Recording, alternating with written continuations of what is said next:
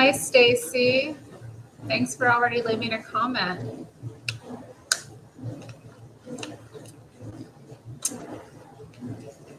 Stacy was ready before I was. She is the MVP tonight. Thanks for being here. Yeah, I want to read more of this book.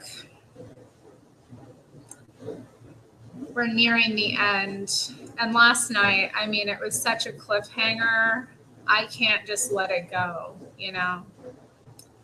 So we're going to read. Thanks for being here. All right, so as I'm getting started, let me pull this up here. And today was really cool, just to check in about that.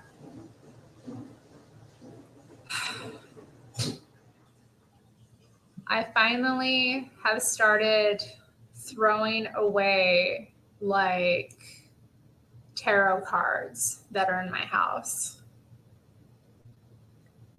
And it feels really like awesome to finally be getting unstuck about that and like letting that energy go from my life. And as I was kind of like looking at them and feeling them in my hands and like considering them, like the weight of them, I don't know, it became so easy to see that I needed to let them go. It was really powerful. Now, I still have many more around the house. I have a whole like shelf thing of them because, you know, that's the thing about this habit and this practice. It's such a like never ending game of consumption, the tarot reader thing. I mean, you're always buying new decks, you know, and you see it as like investing in your business. So it's like how you justify this practice of feeding this big corporate monster, really, that people are using to somehow improve themselves, you know, develop themselves. It's all very false. I mean, there's so many layers to the falseness of it, but yeah, I was just kind of feeling it. And I'm like, you know, I've been kind of like hesitant to start. So it was a nice breakthrough. And then I, you know, was able to kind of like, after that, just do some other stuff, you know, get some chores done. So felt good. Anyway, thanks for listening, y'all. I wanted to share that, like give testimony that it's, you know, I feel like growth. I also like, as I was doing some chores cleaning up, I found this. This is a tract someone gave me this year. Is my laundry going? Oh, no, that's my dishwasher. It's a little loud, isn't it?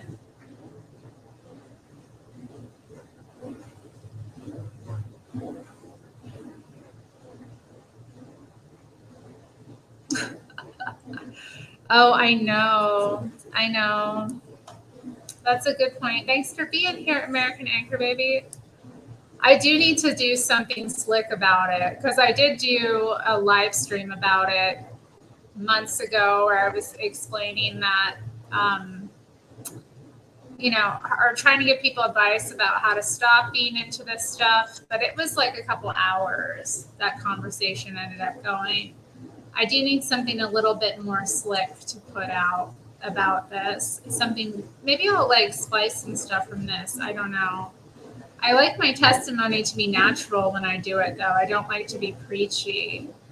But yeah, I do think it might be good for people just to get the message out.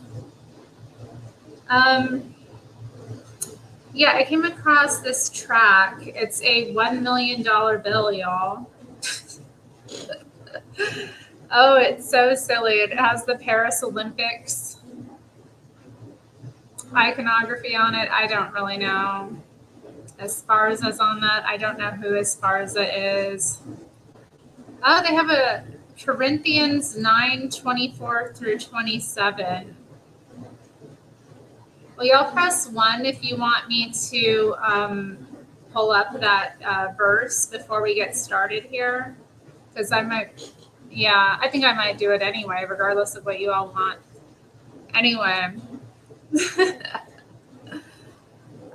So this is what it says on the back. It's got a message here. I thought I'd read it to you all. In God we trust.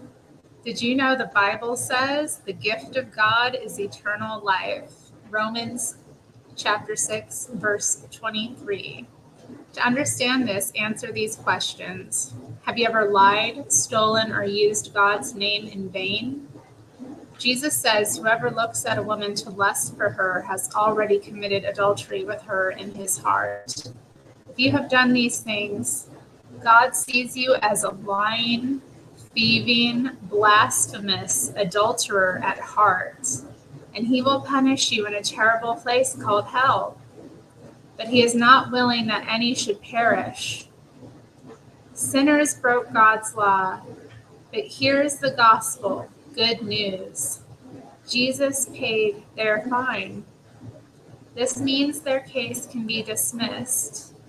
God so loved the world that he gave his only begotten Son, that whoever believes in him should not perish, but have everlasting life. Then Jesus rose from the dead, defeating death. Today, repent and trust Jesus, and God will give you eternal life. Then read the Bible daily and obey it. God will never fail you.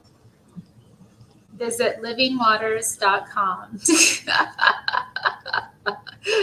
Wild, huh? A wild tract. I didn't read it when he first gave it to me because I was just like, oh, whatever, that's funny. Maybe I'll give it to someone. So it was in my purse for a while.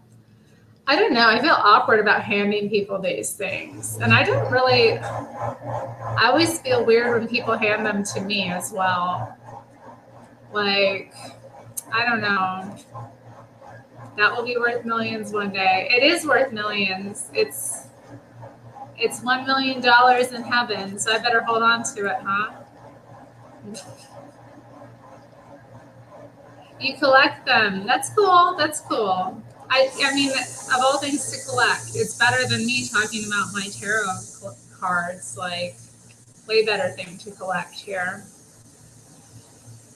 Okay, let me shout out people in the chat. So,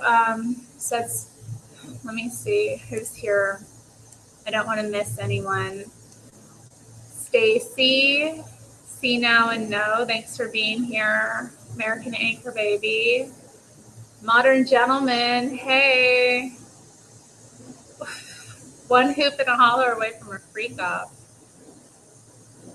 Lying, thieving, blasphemous. Yeah, what's your point, God? Oh my goodness. Maina's here as well. And yeah, Morally Christian says that will be worth millions one day. Oh, I don't want to put that up, but Golden Rule TV is here as well. Thanks for being here. Okay, give me a moment, guys. Was there anything else I wanted to share before we get started?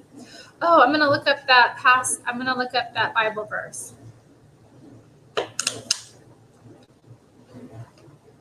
I'm going to do that.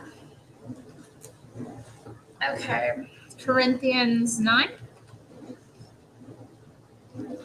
Yeah, 24 and 27. Good old little Corinthians. Oh, dear.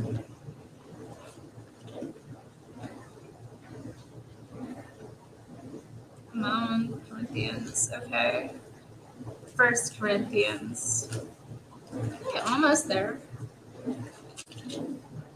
Okay, 9, 24 through 27.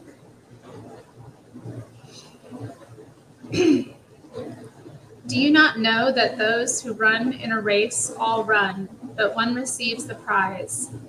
Run it in such a way that you may obtain it. And everyone who competes for the prize is temperate in all things. Now they do it to obtain a perishable crown, but we for an imperishable crown. Therefore I run thus, not with uncertainty. Thus I fight, not as one who beats the air, but I discipline my body and bring it into subjection, lest when I have preached to others, I myself should become disqualified. What a wonderful passage, and I needed that passage, honestly. Oh, wow. See how good God is, guys? I'm having one of my little moments. Like, I needed this passage today. I'm to come across this. Like, yeah, maybe, I always am like, oh, I'm already saved, when people want to hand them out. But maybe I need the message. I need the reminder. That was nice. Okay. Okay, well, work early. Good for you, modern gentlemen. I should start work early tomorrow, but we'll see what happens. I'm not making any promises, especially if I'm up reading tonight.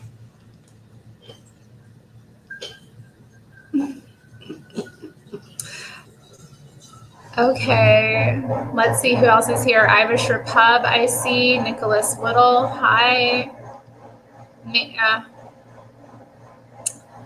Modern Gentleman's leaving, yes. Is Mana leaving? Okay, Mana, you don't like this book anyway, though. Well, hopefully you'll listen to the story on catch up. Okay, 33, huh? How's the sound? Is the washing machine distractingly loud? It's kind of loud. Maybe if I hold the mic, it'll be better. What if I held it like this? Is that maybe better? I don't know. Okay, let's do it. 33. The birdcage was huge, 6 feet tall and 4 across, large enough to bang against the sides of the cart in which it rode. It was girded with wooden slats, and the base was filled with something heavy. She grabbed the bars and rocked back and forth, but she could barely get an edge off the ground. Her cart was in the middle of a slow snake of vehicles that drove through the night. In one point, a boy with an eye patch came trotting alongside to hand her a bowl of soup, a hunk of bread, and a bucket. The bucket worried her the most. Obviously, they weren't stopping soon. She rubbed at her wrists. The men had tied them and then hoisted her over a pole on their shoulders like so much baggage. Oh, poor Shay, tied up like a pig. Oh. Hi, Samuel. I know, my wrists would be, I don't know. It might end me. The pain would be so awful. Ugh.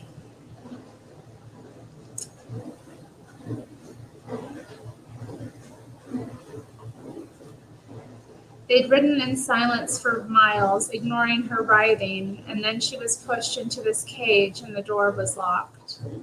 The fact that the cockade contained such a thing, a girl-sized cage, was another terror on the pile. The cart sped through unlit lanes, and Shay fumed and paced and spat and shouted, but the rhythm of the wheels and the convoy's indifference wore her down. Finally, she laid curled like a shell for what she promised herself would be only a minute. But the next thing she knew, it was light, and the Jaggers would have sat on a stool opposite her. He witted at an animal tooth the length of Shay's hand.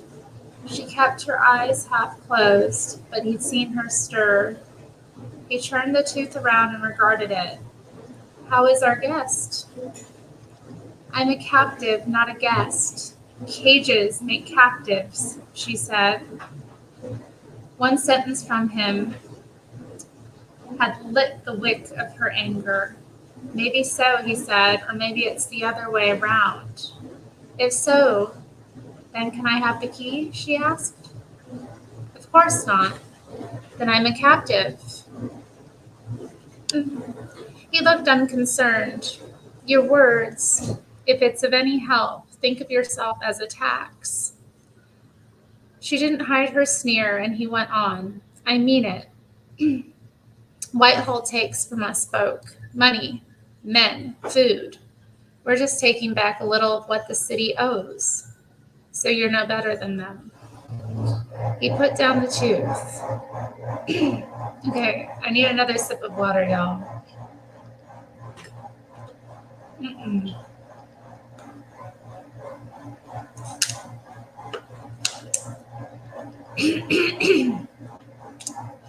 Say hi to Samuel, everybody. Samuel said hi all. Nobody said hi back.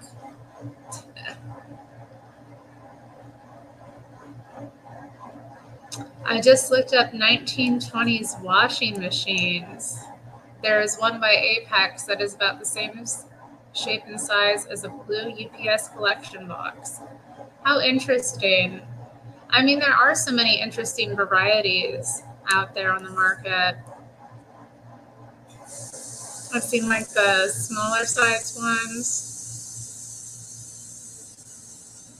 Mine's pretty big, honestly. I do a lot with it. A lot of dishes at once. Thanks, Irisher Pub. Checking in with Sam. Okay, so we got Bubblelandia and Irisher Pub in the chat as well. Cool. Okay, hopefully I've gotten that frog out of my throat, y'all. It is what it is. Anyway. Oh. That palace that we built is open to all. Our men spend their days freeing the land that your lords enclosed. We don't keep anything for ourselves. Here you will give the succor to thousands, men and women who need you far more than any London lady. And what I want doesn't count? He tilted his head. It counts. If the rest of life was equal, then I would set you free. But we must all be weighed. It actually says we all must be weighed. Our audiences have had sons stolen to die in foreign wars. You'll have 3 meals and an armed guard. You're lucky.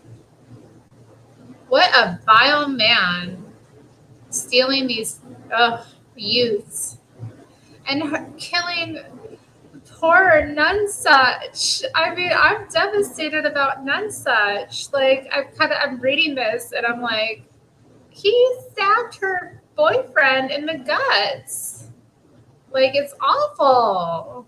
Ugh. And now he's holding her captive. She got trafficked. It's horrible.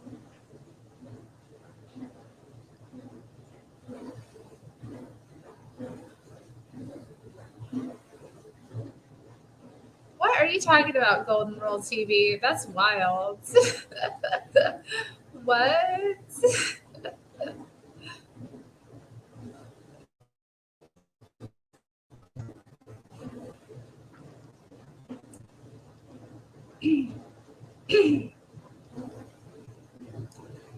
It exhausted Shay, the things men did with words, the way they used them like they were doing magic things.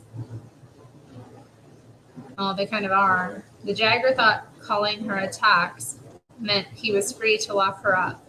And if there was no serfdom without the word slave, men and their words was an arena in which she would never win. Action was the only thing that really touched them. She placed her face in the gap between 2 bars and said, I won't perform for you ever. Hey, man, that's so true. That's deep. Yo, ladies in the chat, is this wrong? Don't argue with men. Just do what you're going to do, right? Action is the thing that is responded to. Stop wasting your words. Stop arguing. Ugh. Don't be arguing. Just do. Like, come on.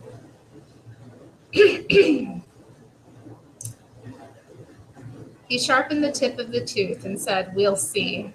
They spent a day and night traveling, Shay alone on the cart over long miles, with only soup and bread and a clean bucket for company. The broth was black and oily, with slivers of mushroom floating in it, and the bread was burnt hard. She ate unenthusiastically, but as the food's heat surged through every inch of blood in her, the world seemed to slow and tip. Clouds lowered, and the road transformed to a glistening stream. Oh man, they put magic mushrooms in her soup, y'all. This book is crazy. They slipped her some shrooms. This is horrible. Like, what is happening in this book? This book is like, I don't know, kind of rated R. I'm shook. Or I'm shaken, as I should say. Like, no. What is happening? Okay, let me continue. She lay flat on the straw at the bottom of the cage and slept a shallow, fitful sleep. Last night repeated over and over, none such slipping from his horse and Blank's hands in his blood. Oh God, none such. Was he still moving as he slipped from her sight? She couldn't remember. When she woke, the carts had halted under a forest canopy so thick that she couldn't tell if it was day or night. Off to one side, the Jagger talked with men she didn't recognize, their heads together over a map. The boy with the eye patch appeared with another bowl of the soup, and he whispered, "Watch the fire cart behind us, and when we reach the enclosures, it's quite the show." The convoy pulled out of the woods into a geometric landscape where the countryside had been divided up into neat squares. Hawthorn hedges were a feeble imitation of the vast avenues of sycamores through which they'd ridden. Shay turned to watch the cart behind her. With a sudden jolt, plumes of flame gushed from its side, and even though she was yards ahead, her skin shrank from the heat. Men with wet rags tight across their faces worked the pumps, and the jets shot further. Hedgerows smoldered and then caught, and the flames stuck to them like paste. They left a fiery wake behind. Shay thumped at her bars. It was April. The hawthorns would be knotted with blackbird nests that were guarded by thorns from the hawks and the falcons, blind gummy fledglings and harried adults. She watched their homes blaze like tinder and shouted, "Stop! Wait!" until her voice gave out. Oh, poor dear bird-worshipping girl. Oh, seeing all her gods burnt alive. That's terrible. I'm Zenny. No, English is like 60% Latin based. Something like that. Irish Repub. English is very Latin based, way more than people even realize. It's not tragic, it's amazing. It's the impact of Rome over time, baby. The eternal city forever. English is very androgynous. Yes, it is. Yeah. English is an amazing language. I find it very interesting. I'm not kidding. I meant it. What, you want to be speaking some like derivative of Old English? We're doing much better now. Our words are much nicer now.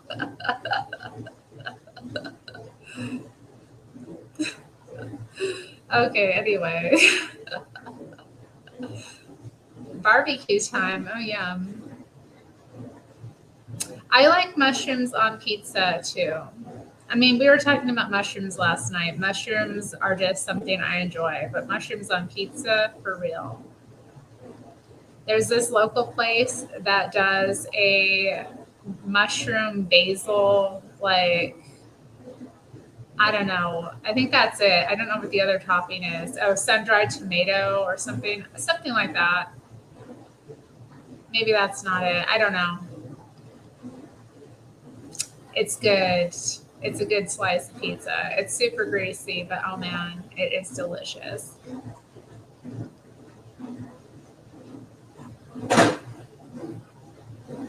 I don't know why we talk about it being Germanic. It's a sister language to German.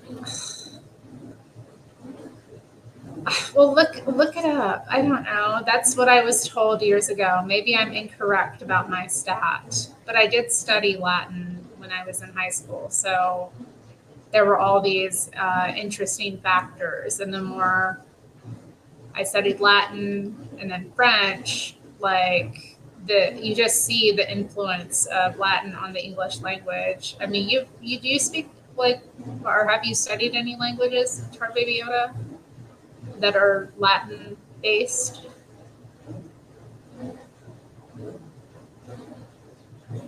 I mean, I assume you would. You're a knowledgeable guy. Cute mic. It's my normal mic. I'm just holding it because I want to get more sound into it. You're incorrect. No, it's you're incorrect, not you're incorrect. So there. Latin, French, and German. I did not study German, so you may know better than me. But I don't know. It just makes more sense. I just see it.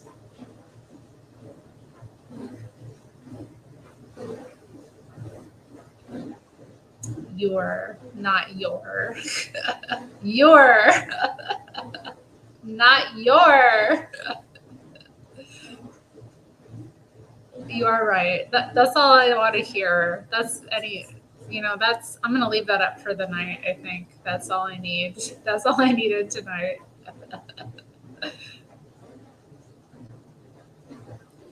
Beef, Yoda, I don't know. I didn't say it was Latin based, is what I said. Ugh. Okay, let me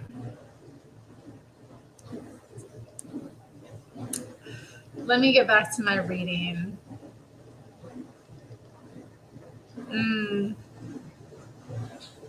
Yeah, it is common in science-y stuff. I don't know. Where was I? They were burning the birds alive.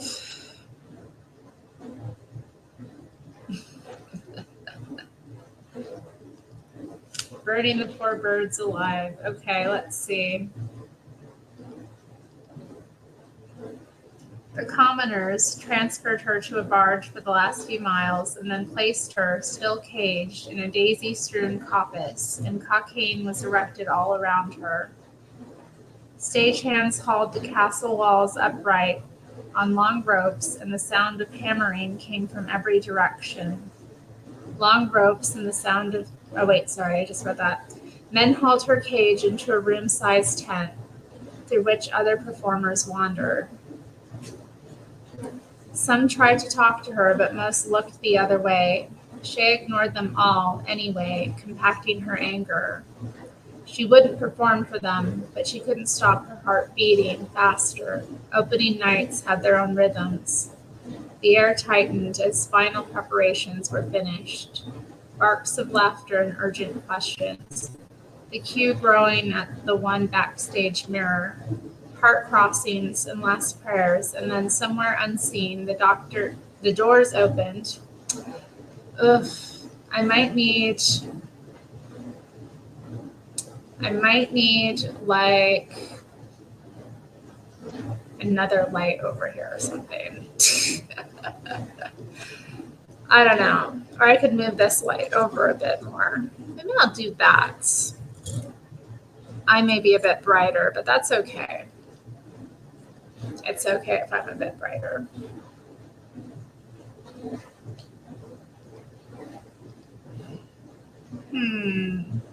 Yeah, much better, more light. Some after party, huh? I'm reading my little book. But welcome, Thor Mode 9. INTJs are wicked smart. Wicked. Yeah, I don't know about smart.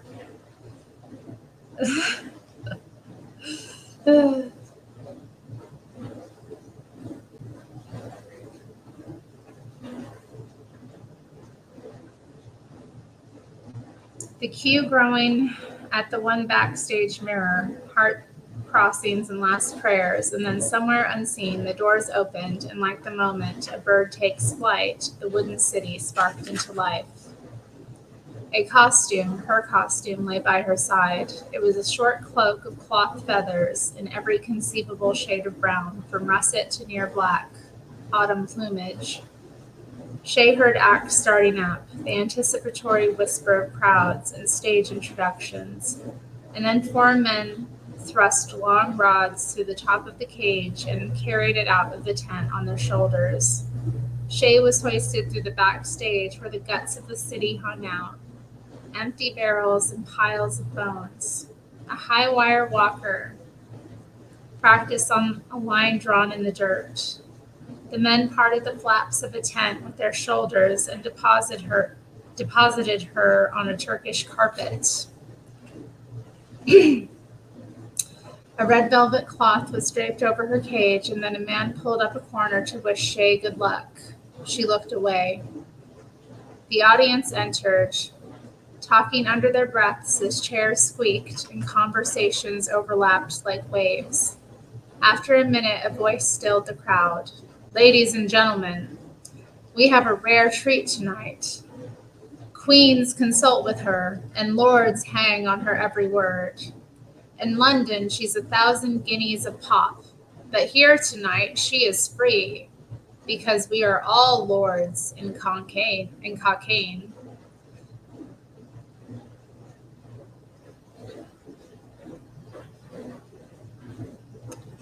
There was a round of applause. Ask for the future. Speak to your lost loved ones through her. Ladies and gentlemen, I give you the sparrow. The cloth whipped back, and the sudden light hurt her eyes. The jagger bowed and unlocked the cage. She looked out on a tent lit with candles and a crowd of curious country folk. Even if she had meant to put on a show, the setting had none of the magic of the theater. A girl on a stage with a dress at her feet. Whoever speaks first loses. She'd heard Evans say that once, apropos of some business deal. She stared out and the crowd stared back. The embarrassment of it was almost enough to prick her into speech, but she held her nerve. She waited. A woman pulled herself to her feet. She was stout and gray with an outdoor face, and she leant on a stick to ask, "My son went away to sea 2 years ago, and I've not heard a single word from him. Where is he? Is he safe?" She flopped back into her seat, and Shay stared out at her, unmoving. There was a mutter from the back, and someone stood and left. A man got to his feet and said, "How will our winter be?" Shay didn't look at him. She checked over her shoulder at the jagger, but he was sitting, whittling. When she didn't respond to the man either, more people began to leave. She turned to face the back of the tent and listened to them drain away. The noises of cocaine were muffed, cheers and boos, and the scratching of the jagger's knife. When the tent was empty, the jagger whistled. "All right, boys, wrap it up. Next show in 2 hours." He led Shay out by the elbow. It was good to get her legs moving again.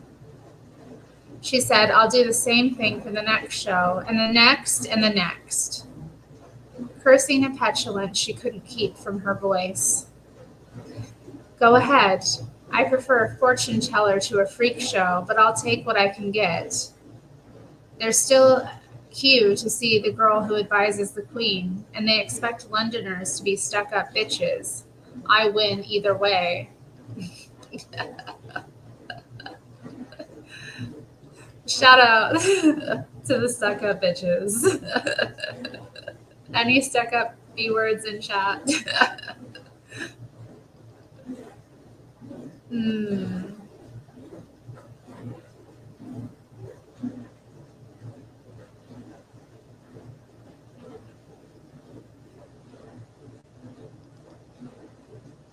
An hour and they started again. The Malodorous yokels in the same weedy candlelight.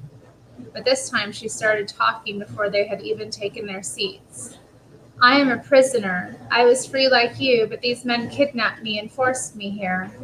In the streets of Cockaigne, they preach freedom, but when money is involved, they are worse than the meanest London usurer. England opposes slavery, but here I am, a slave.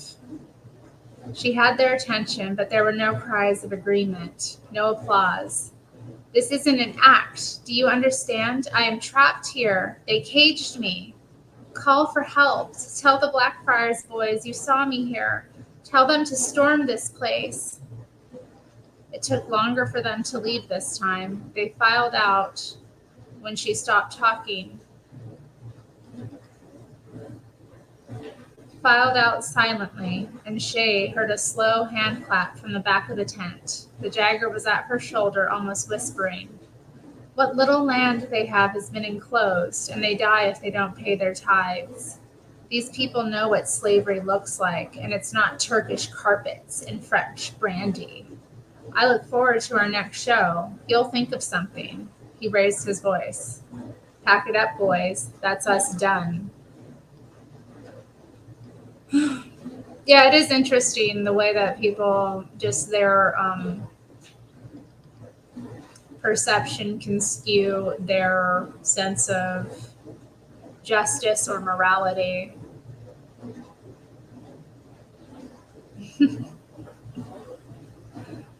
And so began the Sparrow at Cockaigne. Every show meant 2 days traveling and 1 day performing. Whenever they could, the commoners traveled by water in a convoy of flat, unadorned barges that housed the stage set, performers, and supplies. The center boat sat low in the water and was rimmed with arrow slits for the archers. That was where the Jagger and his retinue traveled. They kept Shay there too. Most of the time, the journeys could have been Thames pleasure cruises if it weren't for the cage. Commoners rowed drowsily under arches of trees, and Shay watched swifts and kingfishers and the herons folded up like flick knives. Once a day, the Jagger opened the cage door to lecture her on his politics. He spoke badly with no inflection or passion. He described the way England was being parceled up and stolen, sliced bit by bit back to the bone. But he could have been reciting a recipe for all the fire in his words. Still, stretching her legs with such sweet agony that she almost looked forward to his talks. And if she lay flat on her back, she could frame her view so that she could see the sky and birds. She knew that Trestle and Alouette and Blank were under the same sky somewhere, and it soothed her. And Nonsuch, she had seen him die so many times on stage, heroic on his knees, squeezing out one last gravel-throated speech, but she'd never seen him look the way he did the night that the commoners stabbed him. That O of a mouth and the dead weight of his fall. When she asked if there was any news of him, the Jagger whispered, "You won't be seeing that boy again in this world." The days slurred and smeared and left her dreamy. Her head swam and weighty nightmares swooped up on her every evening. At first she thought it was an effect of her captivity, but as days passed, she realized that it was only moments of clarity, or the only moments of clarity that she had were when her belly was empty. Her diet never changed, black bread and mushroom soup, red wine and brandy. Even when the rest of the crew were served something different, that meant something. She kept her eyes open for clues. One of the pots of mushrooms in the galley had a chalkbird drawn upon its side, and her soup was always made separately under the care of the commoner's huge one-armed cook. A one-armed cook for this whole retinue of people. What an interesting thing to even contemplate. Hi, Seasal. You think it's cute when I hold the mic? I like holding the mic.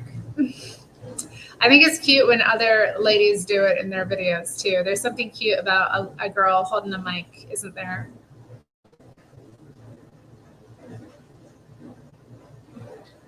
Oh, Seasal sad about Nonsuch. I know, I'm so sad. It's so sad. These young, sweet lovers who like living in this hell and they found each other and were like each other's rock for years. And then he's brutally like, it's what the heck? I wanted them to like be happy together.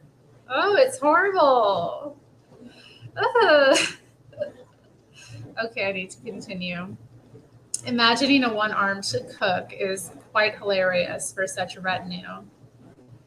But whatever, whatever.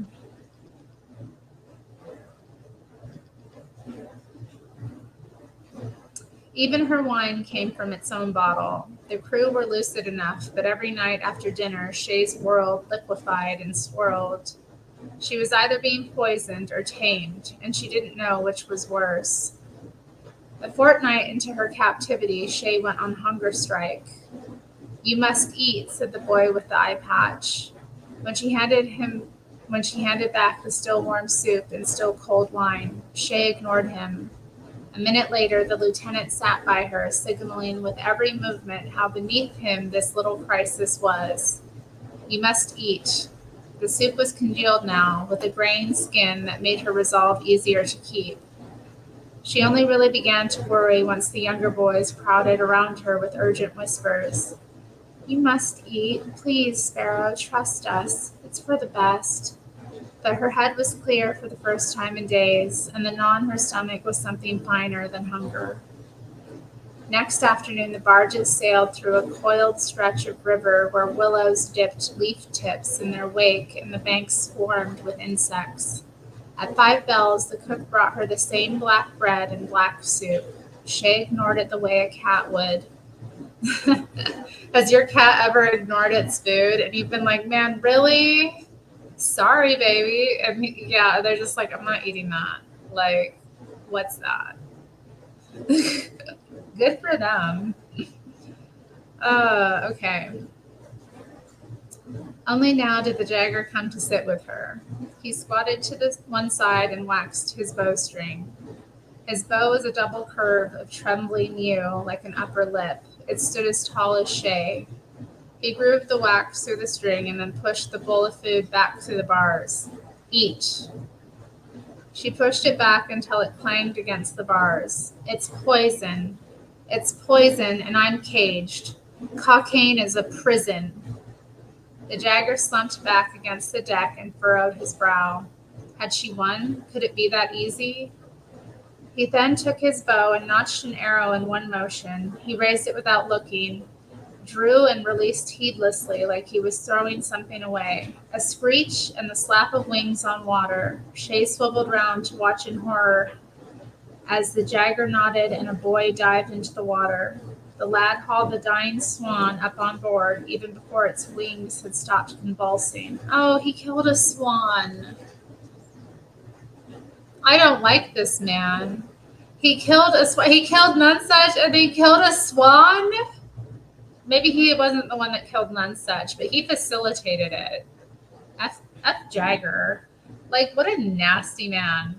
And he also charged Nonsuch to double the entrance fee for Cockaigne.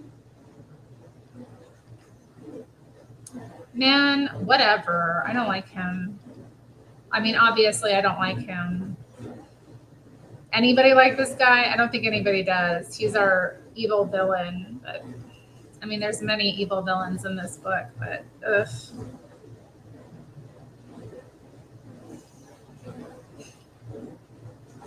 Pure brilliant white and pure blood red.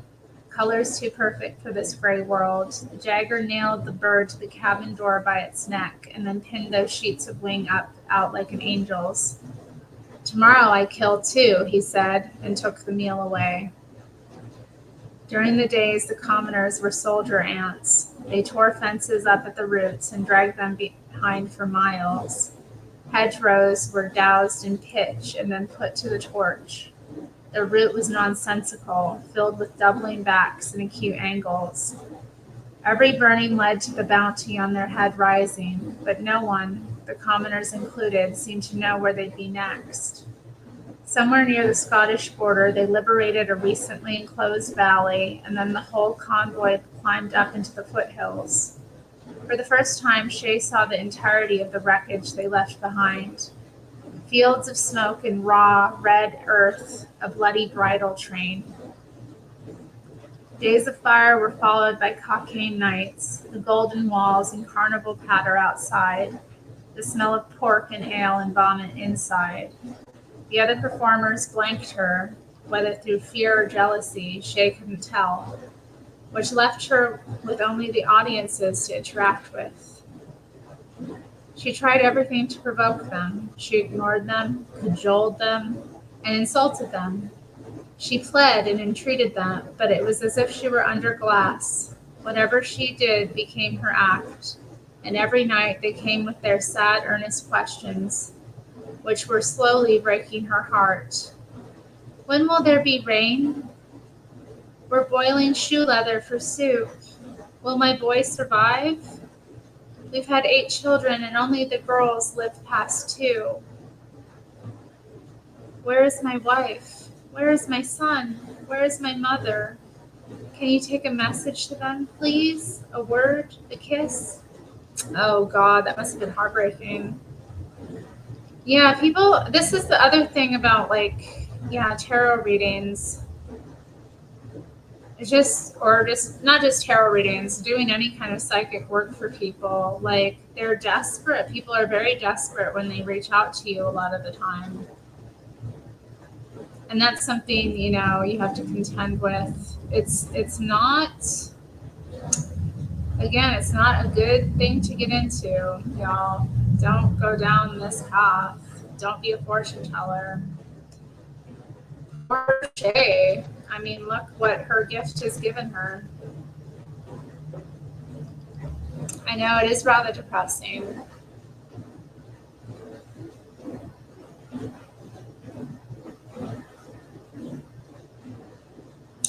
There's actually a saying, men love strange.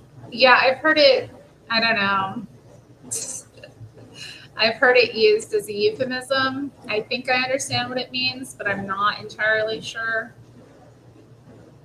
I'm sorry, this book is depressing, but it's also fascinating. Hey, you know what? Suede's music is depressing. I like some depressing music. It's good. I like when it hurts just right. When the music is kind of killing you. I shouldn't say that. I feel very I'm into all of that drama. I like the dark drama. Men don't like to be emotionally attached. Is that what it means? Is it a reference to a strange woman that you don't really know? Must be a Mick thing. Exactly. See, Irish Repub knows. It is.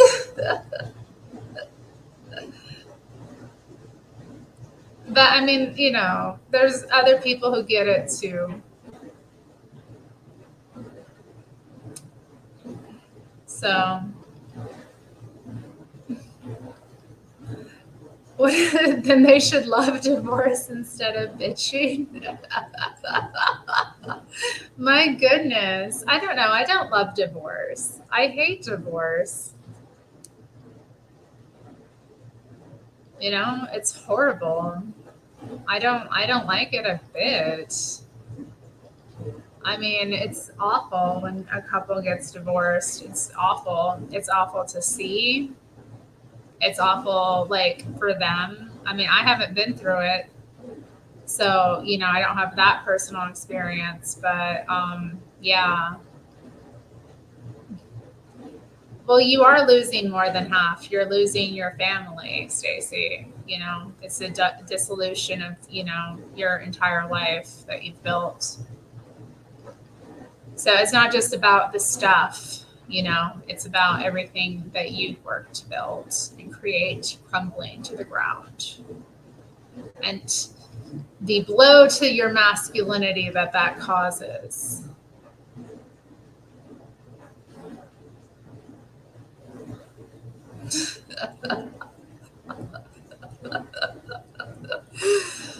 That's why they get all hurt. But it's women get messed up by divorce too. People, it's messy.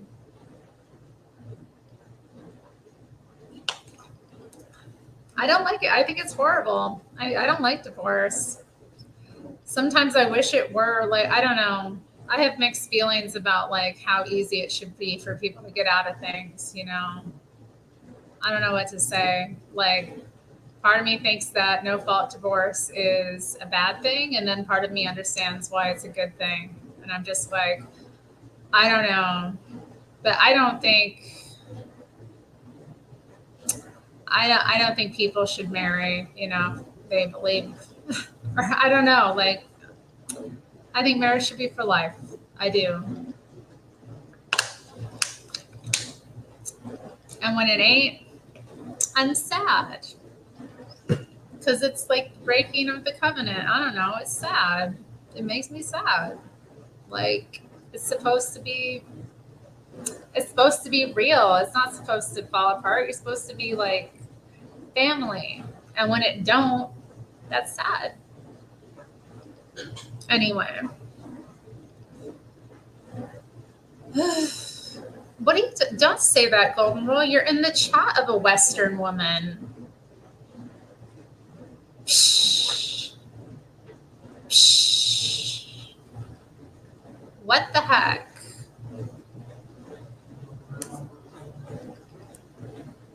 I know. It should be almost impossible. It feels like it should be almost impossible, but then I also know like how bad people make decisions when they're blind, and how, the kind of romantic entanglements they can get into, even marriage, out of the wrong spirit. So there are many mods in my chat, and there will be many more. I may mod somebody else tonight. Who knows?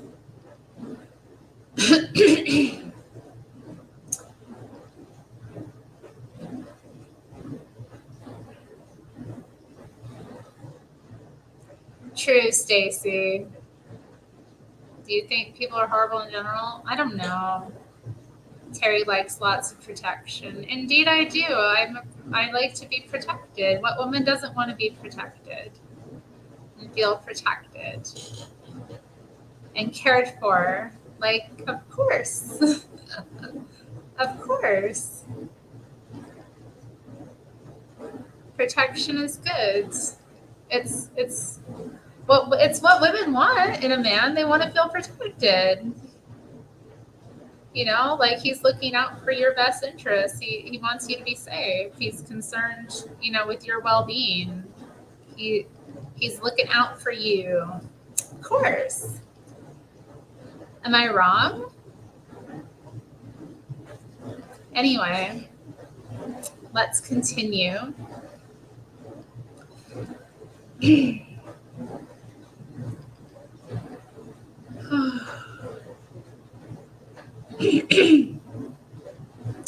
Slowly she saw that they were as trapped as she was. How could she answer their questions when her own loves were lost in the wind? Every bright-eyed boy in the audience was a Blackfriars ghost to her, ghosts who haunted her days rather than her nights. She listened and tried to answer, but there was no succor in either of those things. So she sang, and it seemed to help, if only for a moment. Days flowed like a black river on which she floated, half submerged, with her eyes on the clouds above. Cage, soup, carts, clouds, barge, soup, cage, and then stage again. How many shows did she do? She couldn't tell. It became one long performance that she watched from a distance, and the sounds were thin echoes by the time they reached her. Children's songs torn apart by crow caws. Dressed in the autumnal costume, weeping on her knees with her head in some farmer's lap. Now the cage door stood open. Some part of her... Oh my goodness.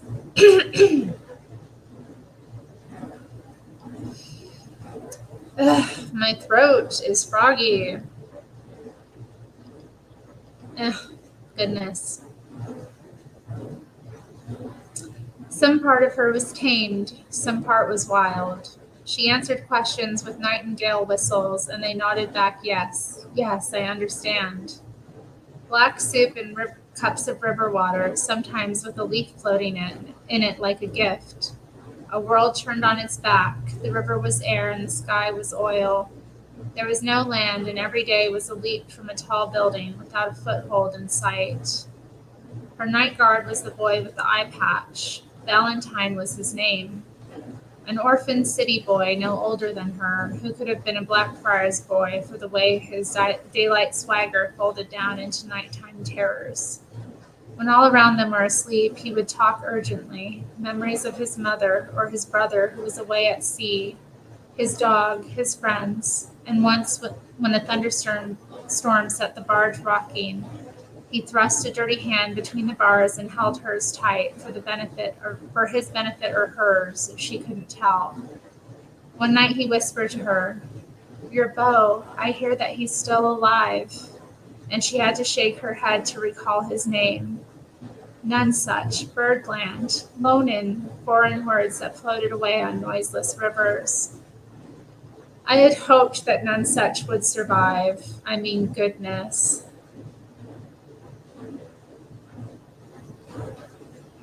I know, Irish Pub. It's like a damned if you do, damned if you don't situation. It's like, what guy really wants to protect me and which guy means to do me harm, you know? It's rough out here for a girl.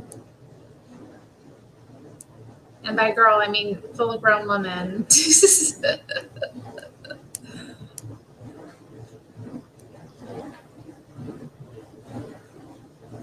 Who has anyone here been censored? Does anyone in chat feel censored?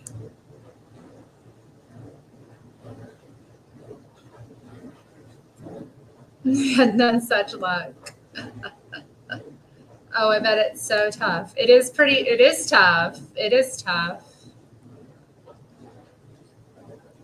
I mean, I don't know. You know, as you get older, you get better at it. You get kind of better at sorting out like which guy is like going to cause you problems. But you know, still, I haven't found one that like has met me more protection than harm.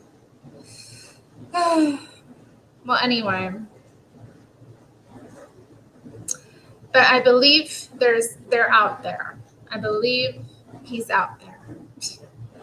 I shouldn't say that. That isn't true. That's very no. I've known many dear men who have been very loving and protective and sweet and kind. But I haven't found one to marry to do it for me full time. On a full-time basis. Okay, let's stop. I don't want to talk about this. I kind of like I'm going off in the wrong tangent. Yes, he's alive. Cecil. God, I know. God, I'd hoped. I was like, please don't let him be dead. Please don't let him really be dead. Like, and I'm like, maybe there's a hope with Alouette. I know most men are very simple. Yeah, that's true. But we women are so insane. We make it very difficult for them. They just want a simple life, and we're like, actually, that's not going to happen, sir. Nothing simple about this. I don't know. I think my life is rather simple. Isn't every life rather simple?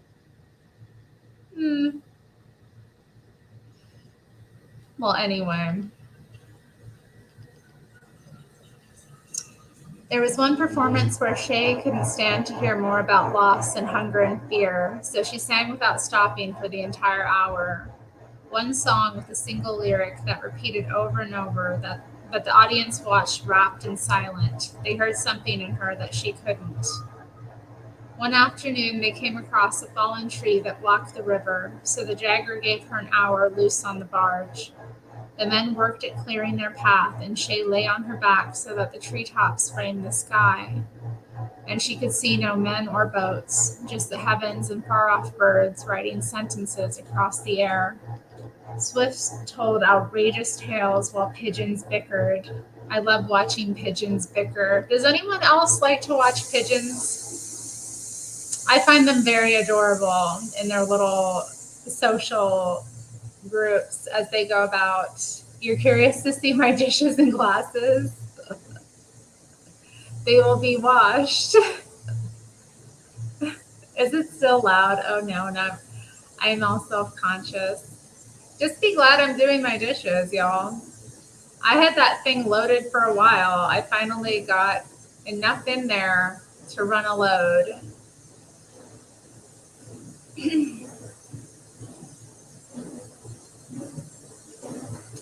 That's a very interesting comment, Golden Rule TV.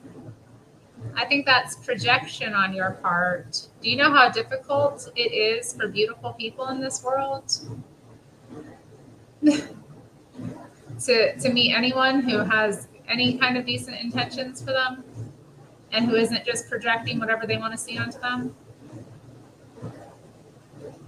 You need to be more loving. MGTOW forever. Like, seriously. How does it feel to be defeated by women? Like, how does that feel as a man for you to be defeated by women? Quote from Jesse Lee Peterson. I mean, really, like, I can't really ask you that. I'm a woman. It just, but like, really, like, come on. Stop letting women like get to you that much. Like, damn.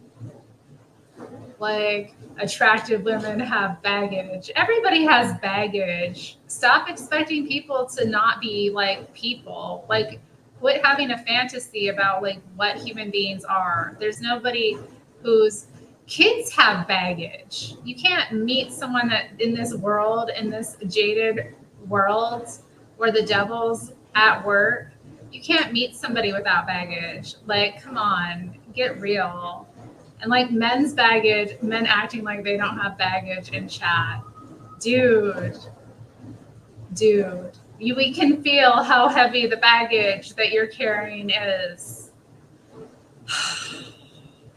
I'm saying this with love. That's true, Stacy. I do respect people doing their own thing. Everybody should. If you're not in a good place, if you have like anger or like you just need to work on yourself, because obviously like we all have work to do on ourselves regardless of what our station in life is. So like I do think that is really valid. Like with women, they have like the so-called divestment community, right? Where women, divest for men. I think, or it might be a Black female thing specifically. I'm not exactly sure. But I mean, it's a concept that a lot of women do. And like, I mean, heck, I was probably part of that for many years as well, or just like the 4D movement. So you have all these people being incels out here, and they're blaming the opposite sex for why they're an incel, but really it's them. I mean, and I think people should be celibate outside of marriage anyway, so it's fine. I think reality is a lot of people just let the world get to them and let the world like make them angry and react instead of like just looking inwardly and seeing what's going on with you and like how you're contributing to the situation. So yeah, people should like definitely be very inwardly conscious and put things in the right order. If you got problems like that you need to work on, like why are you even out here chasing, some kind of relationship?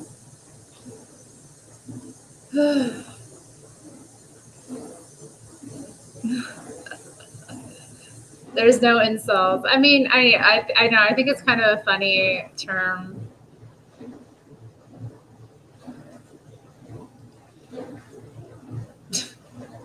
That's quite a statement. You accept reality in all ways at all times.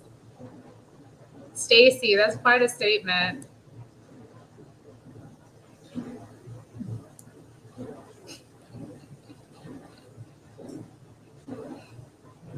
Hmm.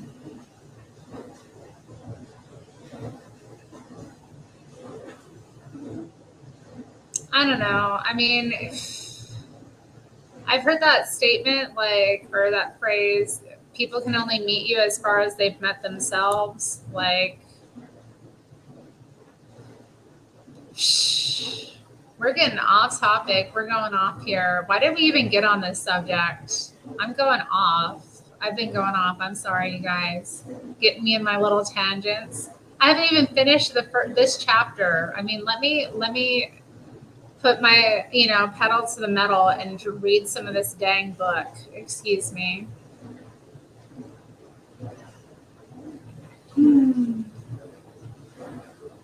A straight-talking heron was drowned out by a gossipy bee of geese, and then, like a lightning strike, a falcon took a pigeon in mid-air. White flash, flurry of feathers, and the prey was gone. Joy broke through her black ice. It must be Devana. She couldn't see her marking, but only a city bird used to violence and plenty would kill with such extravagance. Shay climbed up onto the galley roof and watched the falcon bank and circle. Only then did she notice something unearthly about the bird. Devana gave off a spectral glow, the color of illness, the color of foxfire. That made her stand out against the dusk. Shay squinted and tried to latch her eyes onto hers, even so many yards above. And in that instant, some hourglass churned, and the world was upside down. Shay lay glued to a sky of water, gazing down into an abyss of air.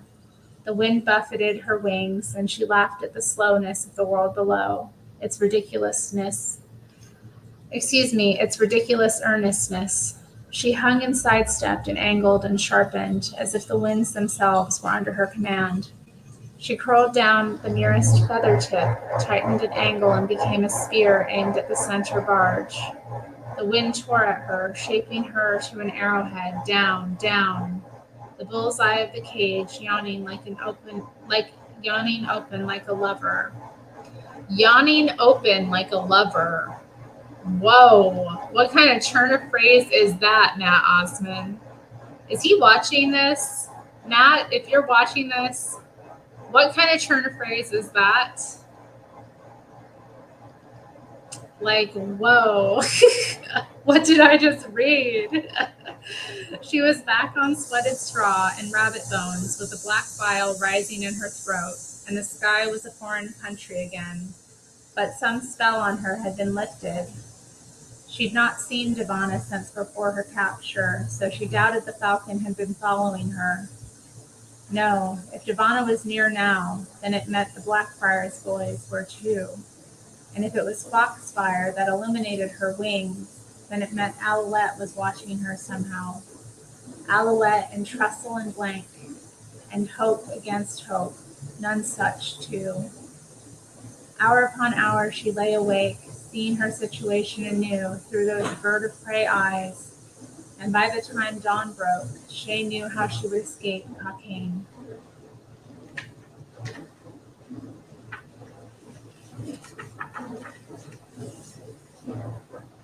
In Shay's dreams, Devana speaks, not with the rasping cry that she uses to scare prey, but in a girl's voice, soft and rounded like breast feathers.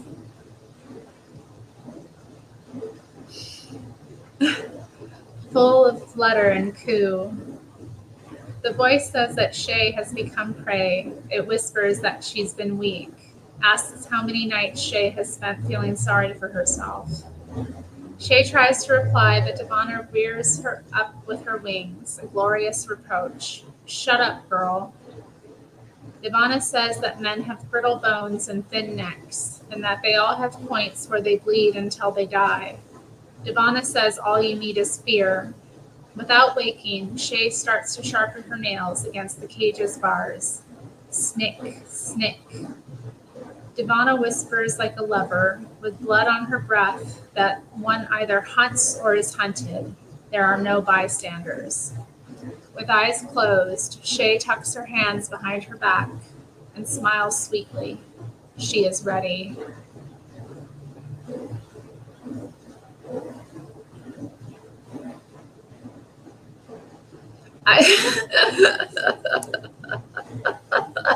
I love that emoji. One of my favorites. Yawning open like a lover. Ew. Like gross. Okay, what is this? My daughter's friend got escorted from the classroom. Teacher was relaying some gay propaganda. Whoa, gay propaganda. And he told the teacher he was uncomfortable because he's a homophobe.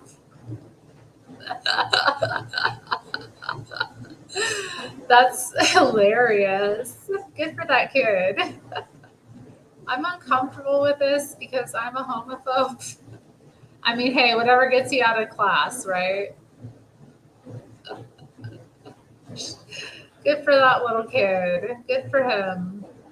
I used to get irritated with the kids that would be like disruptive in class like that. But now as an adult, I'm kind of like, yeah, good for them. I mean, I probably was disruptive about things, honestly, but I never like got kicked out of class because I didn't want to hear this or that, you know? Of course, it was a different time when I was younger. We didn't have all this stuff. It wasn't so intense and so propagandized. Ugh. Valentine was on guard, and she let him tell his stories until the crew had settled down to sleep. Only once the night was quiet did she ask her question. Could you get me some meat? He said, you're not allowed meat. Sorry, your menu is set. But it was clear from his voice that he was unsure why. She kept her face in the shadows and prepared herself. None such once taught her that when juice of an onion on a hem was all it took to make yourself cry. When she'd ask why he didn't think of some sad memory, a moment remembering her mother was enough to set her sobbing. He'd smiled and said, but you need to be able to stop crying as well. No matter. The barge was dark enough that her tears needn't be real. She let her shoulders shake and said, every day you give me nothing except black poison, and then you watch and you laugh. His expression was hidden, but she'd heard his concern. No one is laughing, least of all me. The broth is, well, it's best for you, I promise. How can it be best for me when none of you will drink it? She aimed for his raw points. I'm never allowed a taste of home or a memory of my family. She threw herself to the floor. Never even a taste of kindness. What did you eat tonight? Goose, he whispered. There was no point in asking for scraps then. She mimed sobs. But there's rabbit left too, he said, from yesterday. He was frightened, and she dared not push him too hard. She said, I know it's dangerous for you, but I can't ask any of the others. They don't know me the way you do. There was a story that she'd saved for this moment. She said, when I was little, I used to hunt rabbits with a falcon east of the marshes where the sky and the land bleed into one. It would be just the two of us, fledglings really, in this world of giants. And I would throw that bird at the sky and watch her shrink until I was so neatly alone. She would fall like a stone, and I'd be with her, falling with her, lost with her. She let the silence build. You only feed a falcon a little taste of what they catch. That way, she never knows that she doesn't need you. I always shared the kill, a little for her, a little for me. Even a caged bird deserves a treat.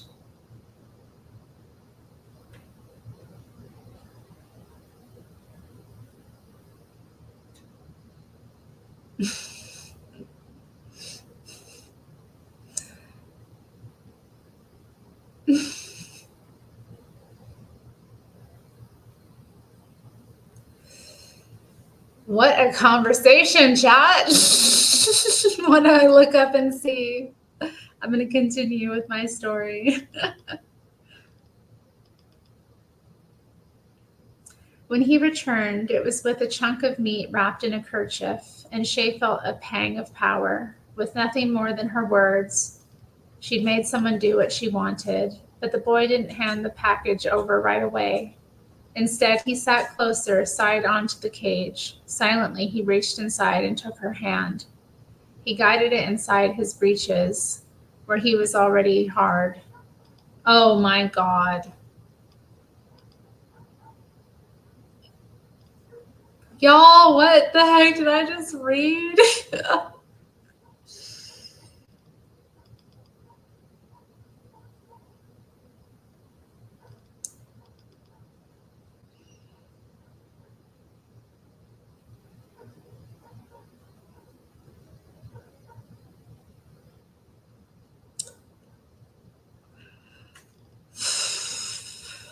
Okay, where was I?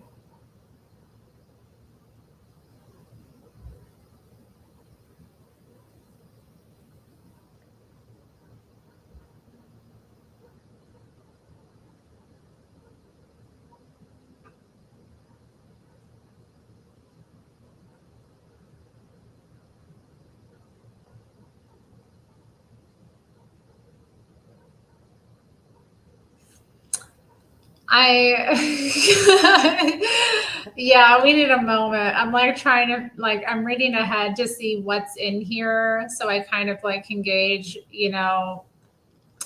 what I'm reading. Yeah, sorry everybody. It is what it is. There's nothing really. He pushed the kerchief through the bars and said, "Tell me more about the falcon." Later, when it was done, Shay divided the meat in two. She ate her share without pleasure and then placed the other half on top of the cage. If she could keep Devana following, then the bird would act as a signpost pointing to her location. None such would recognize Devana, she was sure. The troop had spent so many mornings on the theater roof with Devana, a haughty sentinel above their heads, and always Shay pointed out her unique style. She stayed awake as long as she could, but everything conspired towards sleep. The gentle rock of the boat and the warm night air were cradle-like. When she woke, the meat had attracted nothing more than flies.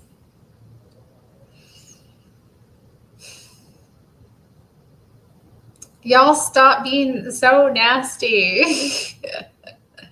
How do you think I feel? That week, Valentine came every night to make their sad little transaction. Shay thought of nothing while she did it, and afterwards left half the meat on the roof of the cage. No sign of Devana. One time, a water rat, bold as brass, scrambled up the bars with its nose twitching and swallowed it in one bite.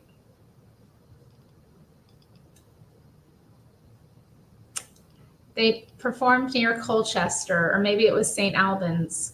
The black soup made Shay's days slide back and forth across each other until she had no idea how long had passed. Wherever they were, it was close enough to London that she swore she could smell the smoke. She drew a crowd that would have filled Blackfriars 10 times over, and the need radiated off them like heat.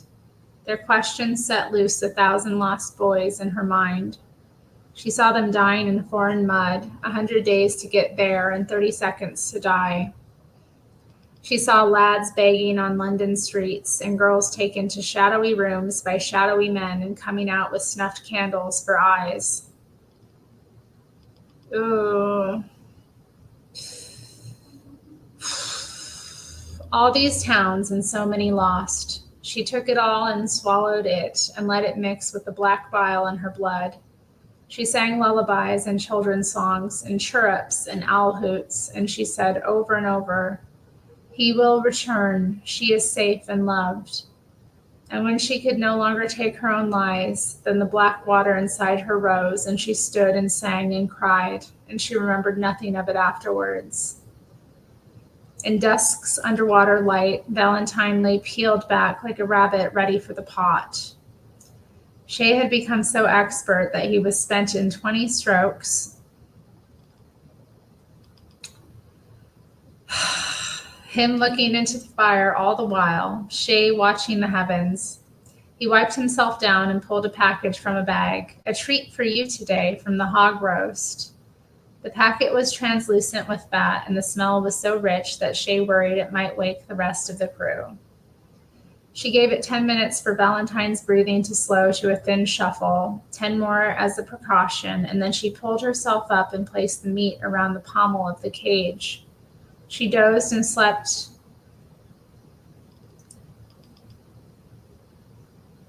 She dozed and almost missed Devana's arrival. It was only the scrabble of claws on the top bar that alerted her. She hung her head through the slats and looked up. Devana cocked her head. She glowed a blue-green like a cold flame, and even in the moonlight, her beak shone slick with fat. One talon squeezed the remaining meat tight, and she gulped a lump down. She gave off a light like fireflies. What had been done to her? "Good girl," said Shay. For now she was content to watch the bird eat. Methodically, Devana tore strips from the meat and raised them to her mouth. She ate, swallowed, started again. Black eyes tested the night for weakness. Shay talked to her with her gaze averted. "Are they out there, girl? Is none such following? Did they do this to you?" She raised a hand and Devana ignored it. Only once the bird was finished with the meat did she hop down to land on Shay's forearm. Now Shay could see her whole. She had been outlined in stripes of foxfire across her beak, head, and wings. Her talons shone with it. The job had been carefully done, avoiding the flight feathers, but accentuating the bird's liquid lines. Devana shone with a blank light as she groomed an errant tail feather back into place. Twice she shuffled, a little awkwardly, along Shay's arm, bringing up perfect pinpricks of blood. It took Shay a moment to see what was bothering her. A scrap of rough paper was tied to her ankle. Amazing.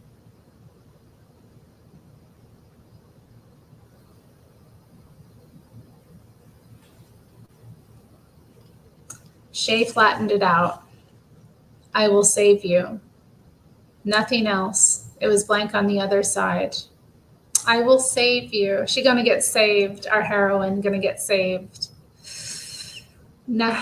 Devana flexed her talons experimentally, and Shay knew from experience that meant she was about to leave. She stared at the note and tried to think. No ink and only half a plan. In her mind's eye, she imagined again the paper dragons that had once flown from the Blackfriars roof. Finally, she pricked her fingertip against the point of Devana's beak. "Sorry, girl," she said as the bubble of blood formed, and Devana side-eyed it with professional interest. Her nail dipped into the blood. K-I-T-E-S. The letters thinned, so she dipped again.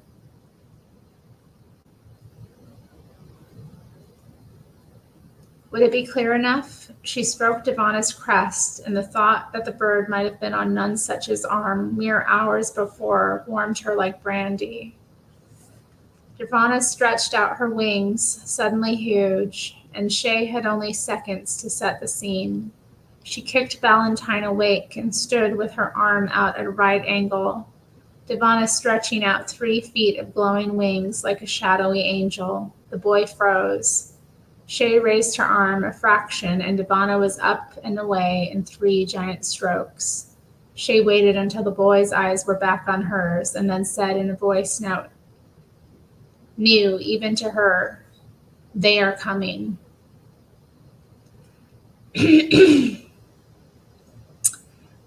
Y'all being rude. Y'all being rude. How rude. Come on, I didn't know what was in this book.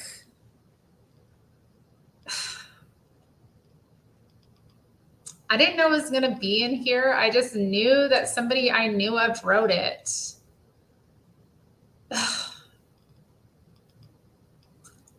And yes, this is a girl's story. This is a girl's channel. This is a channel run by a woman. What do you want? What do you want? I'm bringing that perspective here. I can't bring anything else. You know, how many dude channels are there where you can go be men at? And you're men here too, but like, come on. I can only be what I am.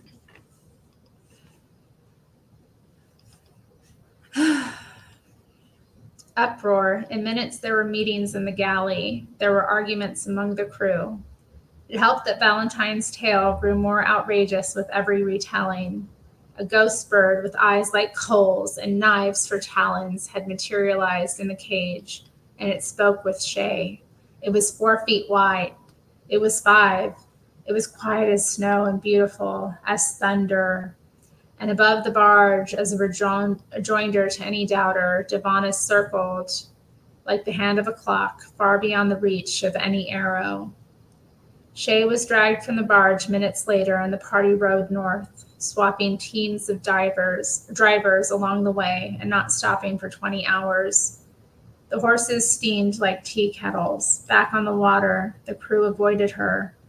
But it wasn't that wide a boat. If they squeezed past the cage, then she aimed her mouth up at the sky and let fly. Prey bird cries and the old tunes. Pagan songs intercut with caws and croaks that tore at her throat. This girl is on one. Man, she's living her best bird girl life. I mean, what a character. This like Elizabethan, androgynous young woman with a byhawk haircut, a tattoo of a sparrow on her skull. I can't. That like worships birds and knows all the bird songs and like weird.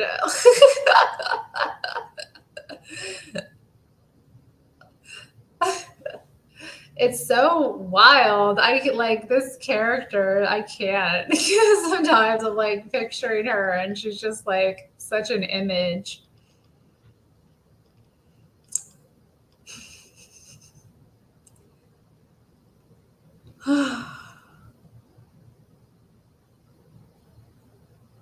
The next night, wiping her hand clean, she whispered to Valentine, "I like you, so I'm warning you first. When they come, they'll go for your eyes." It was a thrill like the first sip of wine to feel your words scare another human being. When who come? She was caged, he was free, yet the birds, when I summon them, eyes first, cover your head and then get below deck. Below deck was for cargo. There was barely enough room for a mouse down there. 2 days of ceaseless travel, but as soon as they slowed, Devana was back, circling above them. Commoners pitched up in a bowl of gentle hills like rumpled bed sheets that were bathed in light centuries older than London's glow. Shay made herself compliant. She asked one of the sword swallowers to shave her head and then rub the linseed oil into her scalp to help the tattoo show strong and black. That's important, ladies. Don't forget to moisturize your tattoos so they stay looking nice, okay? Don't let your tattoos look ashy out here, okay? Make sure that you got your body oil and you rub it into those tattoos so that they, look their best.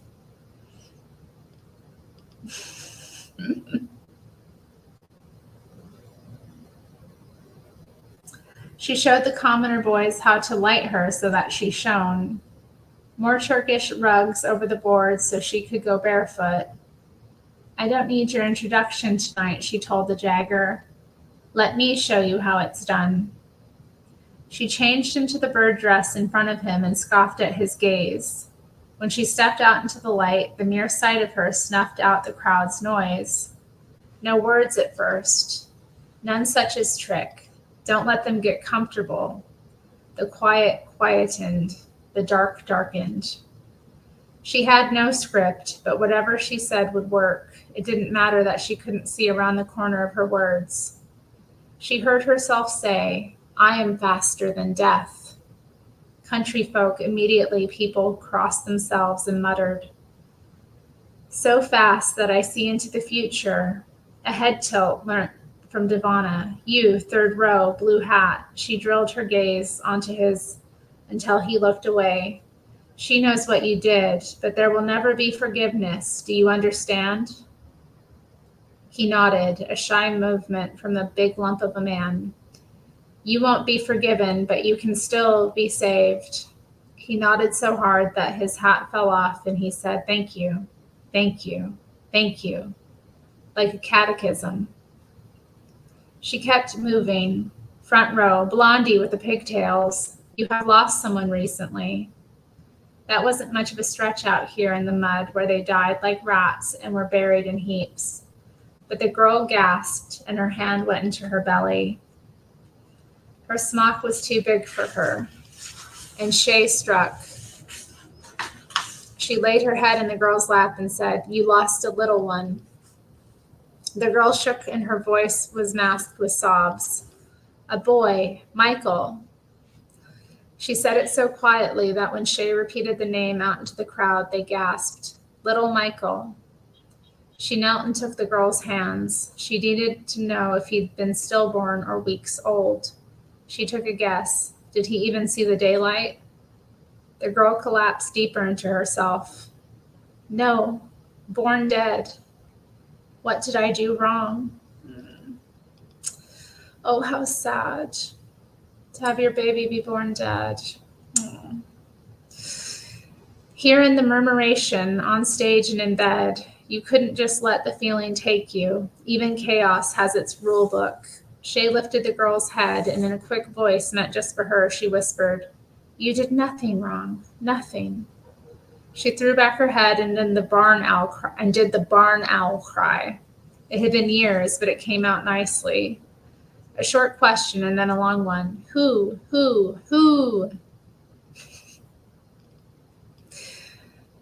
I can't. She spoke to the audience, but her eyes were on the girl. When you hear that call next, it will be Michael. Who? You hear it? The girl nodded. Those children who die before they see day's light become night birds, dunnocks and nightingales and barn owls and nightjars. He will always be near, and he will always be talking to you. The girl gulped a thank you and clutched her companion's hands. An hour was all it took. They listened in wonder. Her father's words guided her. You break a horse, but you make a hawk. This audience was no hawk. She would break them and turn them into her weapons. She would arm them with a message, and they would spread when Cockaigne was gone. All the way to the Blackfriars boys, hopefully. She aimed her eyes to the ceiling of the tent.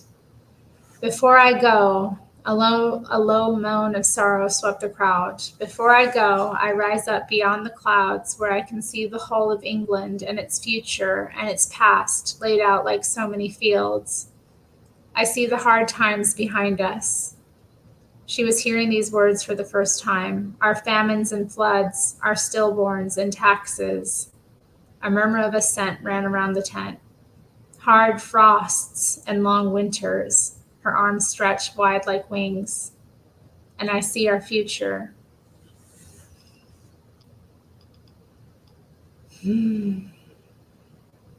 She gave a falcon cry, harsh in the warm circle of the crowd, and said, "An army of birds is coming. They glow like the moon." There was a commotion behind her and a sharp exchange between the commoners. Before she could speak again, the curtain was dropped unceremoniously in front of her. She shouted now, "Birds that glow like the stars, they will descend with a fury." She cawed again and made her hands into talons. Oh my goodness. Oh man. Hands pushing through the curtains, other hands grabbing her from behind. The whole audience on its feet now, pulling at the fabric until the curtains were torn away and Shay was unveiled like a statue. They will blind the tyrants and the slave drivers and the landowners and the unrighteous. She tore at her clothes and the cloth feathers fell like snow. Yes, Nero's here, everybody. Oh, you see my little troll? He's blue-haired, actually. That's Seneca. Seneca, my troll. He is a dear troll to me. I'm quite fond of Seneca.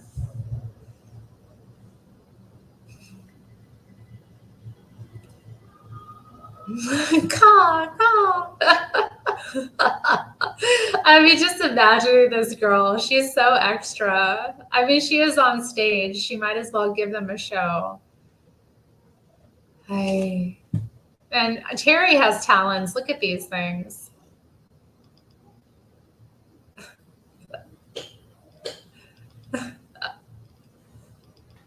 Yes. You happy to be? Oh, whoa. What a face. Y'all see those eyes? Did y'all see?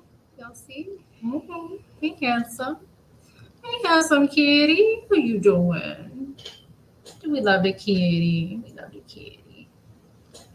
Hey, no. Oh, I said I was going to play with you, and I haven't played with you, did I? I said we were going to get your new toys out and play with them, and I didn't do it yet, did I?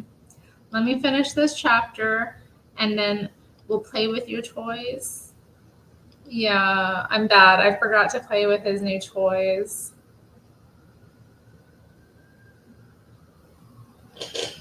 They're going to get cut soon. I'm kind of getting, well, I don't know. We'll see. I don't want to say that completely. They do need to be shaped a bit more. I like having them. It's fun to grow them out like this, you know? And the fact that they're mine is always like, you know, extra for me. I'm like, yeah. Got my own hair and my own nails, you know, flexing all that keratin in my system, you know? Healthy hair, skin, and nails. You can't neglect these things. Make sure you get your vitamins. Oh, you are being so sweet right now with your little nose. Oh, yes, your little nose. So sweet. Okay.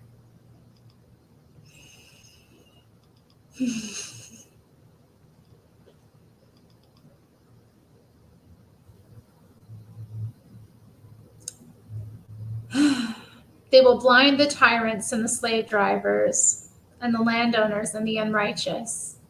She tore at her clothes and the cloth feathers fell like snow. Faces pressed close to hers now, the hush of chapel. When she said, "They will blind Cockaigne too," the commoners had heard enough. They dragged her back across the stage, her heels banging against the boards, but she sang in a voice that tore at her throat. Birds that glow as bright as moons, with claws to hold and beaks to blind. Birds that shine above the gloom and save us from the ties that bind. We're birds at death and birds by birth. Our feet will ne'er touch the sullen earth. She let a final falcon cry rub sand in her throat, and she ripped at her clothes. The commoners had to pull her away through a storm of applause. Well, I haven't thanked Samuel yet. Everyone's thanking Samuel for the super chat before me. Shout out to Samuel. They're like, why haven't you given him that yet? You're right. Shout out to Samuel with the super chat. Our first super chat of the night, y'all. And it's for Nero, isn't it? It's the super sticker with the kitty. Shout out to Samuel. He loves the cat.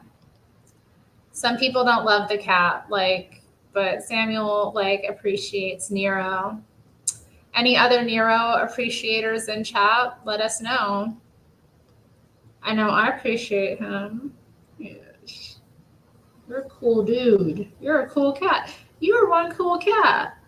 You're cute. You're sweet. You're funny. You're playful.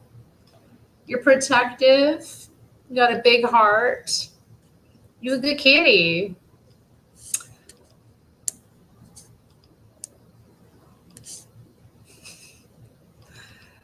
Nero is monetized. God, I don't know. I don't think I could do that to an animal, and I don't really like those pages where it's people that they just make content about their pet. I don't know. It seems exploitative. It's like people who do the same thing to their kids, you know? I don't get it. I don't like it. Like, why are you... I mean, I guess it's a way to generate income, and people love cute animals. I mean, I get it, but I don't know. I couldn't do that to Nero.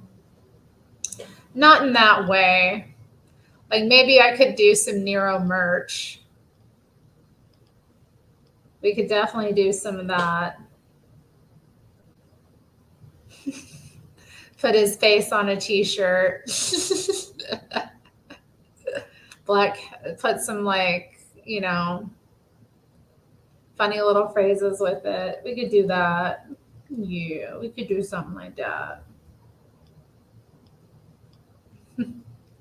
Oh, one for me. That's shout out to Samuel. He did one for Nero and one for me. Thank you.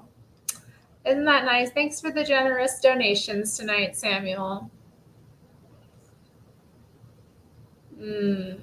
What a good kitty.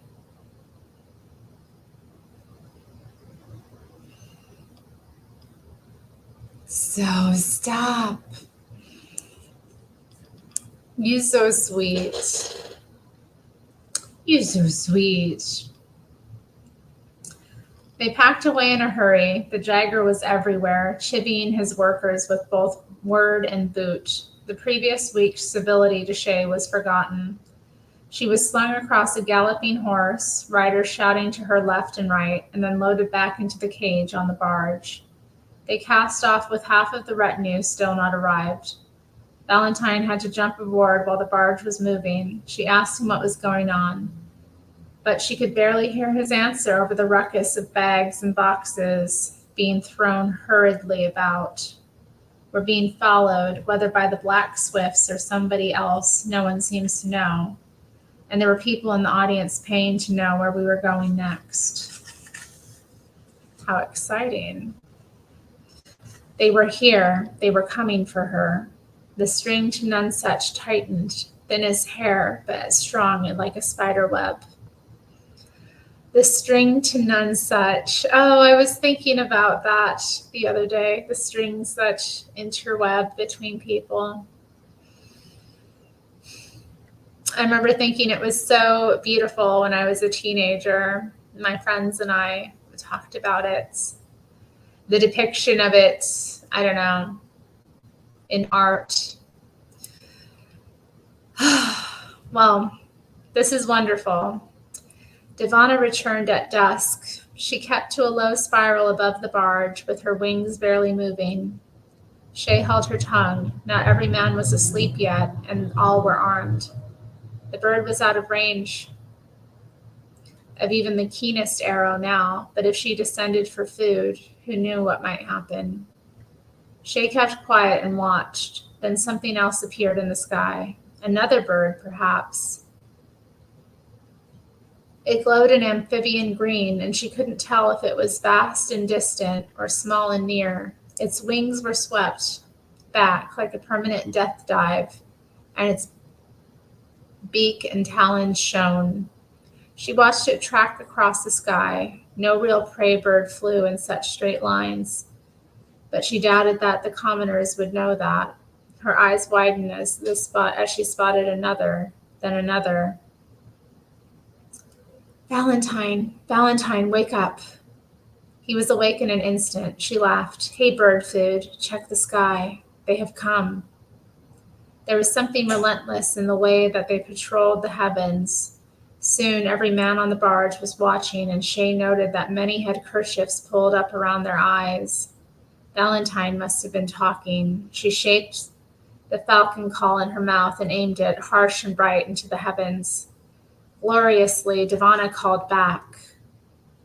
Shay didn't see the jagger until the cage rocked, and if it hadn't been for the bars, then his hands might have taken her head off.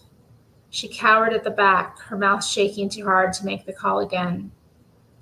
He grabbed her shoulder. What are you telling them? What are they saying? She shrunk from him, but a calm came over her. What could he do to her? She stilled her face and made her voice loud enough for the whole crew to hear. They say they're an army, and they will strike soon. He shouted, Stop the fucking barge. Sorry, guys.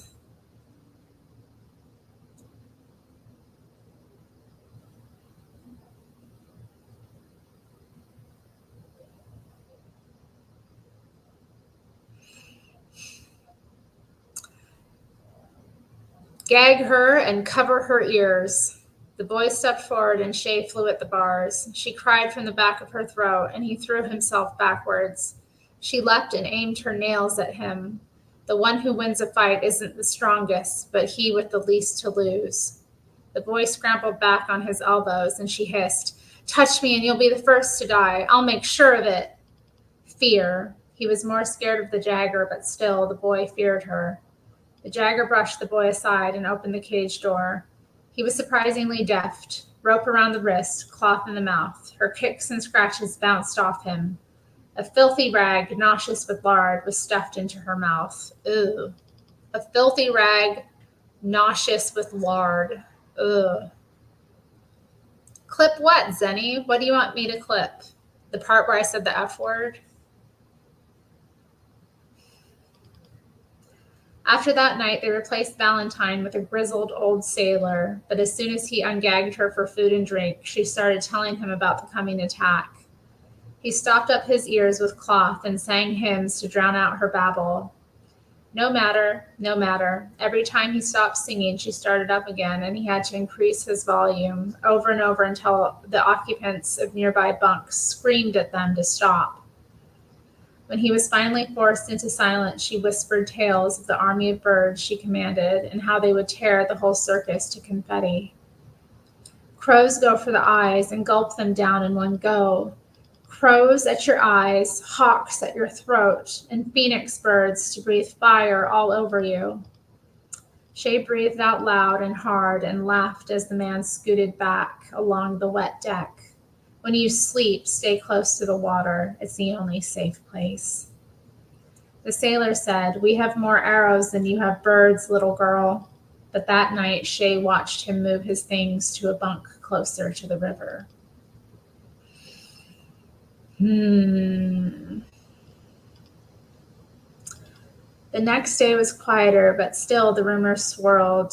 Now, when the crew went off watch, most tied cloth tight over their eyes. In transit, Shay kept her eyes fixed on the skies, and whenever she heard bird calls, she answered them. Cockaigne couldn't hide from birds. 3 days of rain, 4, Shay caught at the crows. Now fully half the crew were blindfolded, and boys fought for bunks on the barge's perimeter. Outriders brought news that Elizabeth's black swifts were close, dropping coins on anyone who'd seen ghost birds light up the sky. The commoners' crazed roots couldn't hide them anymore. They stopped on some grim northern hillside with sheep as thin as cats and billed Cockaigne in a storm that set the wind groaning around the wooden walls. Hands clasped to hats and the creak cry of scenery coming down. The men wore handkerchiefs over their eyes. when she passed, sending the Jagger into a rage. I'll horsewhip the next man who covers his eyes. What's the matter with you? She's a fucking child. That night, the glowing kites came in flocks. They were a clockwork murmuration up there, ticking in their orbits, fear swathed in the convoy.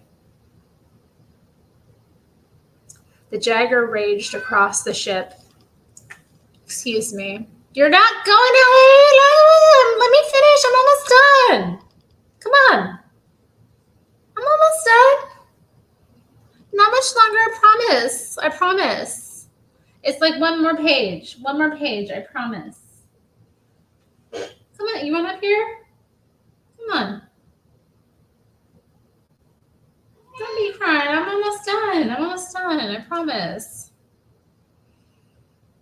I promise. I'm almost done. For those in chat too, I'm almost done with this chapter. And we're almost done with the book. I think might be one more reading, honestly, after this. And then it'll be over for the Ghost Reader. But yeah, let's continue. Get this chapter done. Come on. We've come this far. We might as well get it done, right?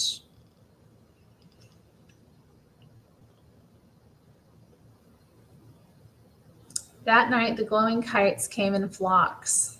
They were a clockwork murmuration up there, ticking in their orbits. Fear swathed in the convoy. The Jagger raged across the ship, urging the oarsmen on and promising fortunes to the first archer who brought a bird down. They were too far away for that, but now Shay worried that Devana might stray into range.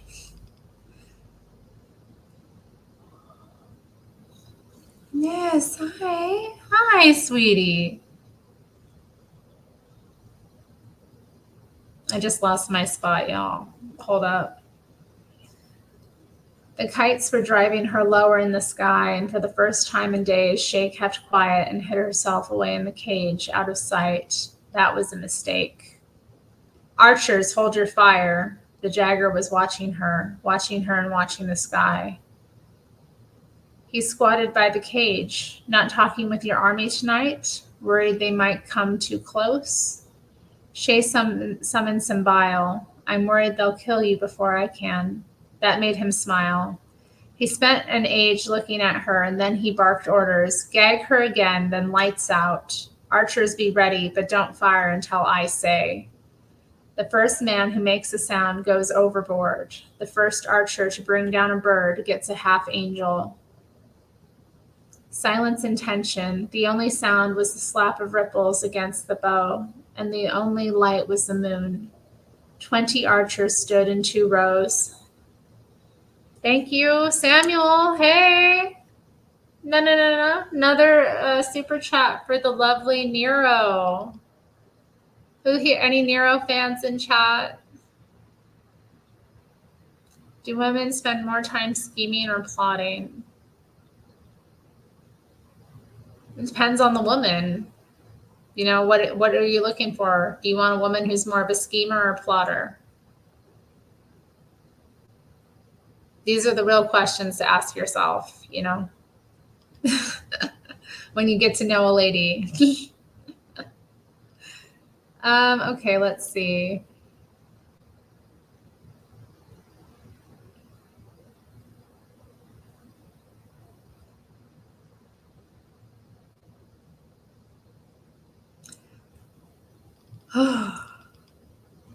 A row of normal arrows and a row of the Greek fire-tipped. Shay looked up through their bars.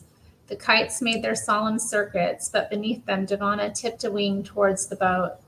She was taking her sweet time about it, but she was on her way down. Every turn, she came a little nearer. Shay moaned through the gag, and the Jagger clasped a hand over her mouth. He whispered to the crew, "Not yet, men, not yet." Devana made no sound, a low circuit near enough to see her wingtips ruffle against the breeze.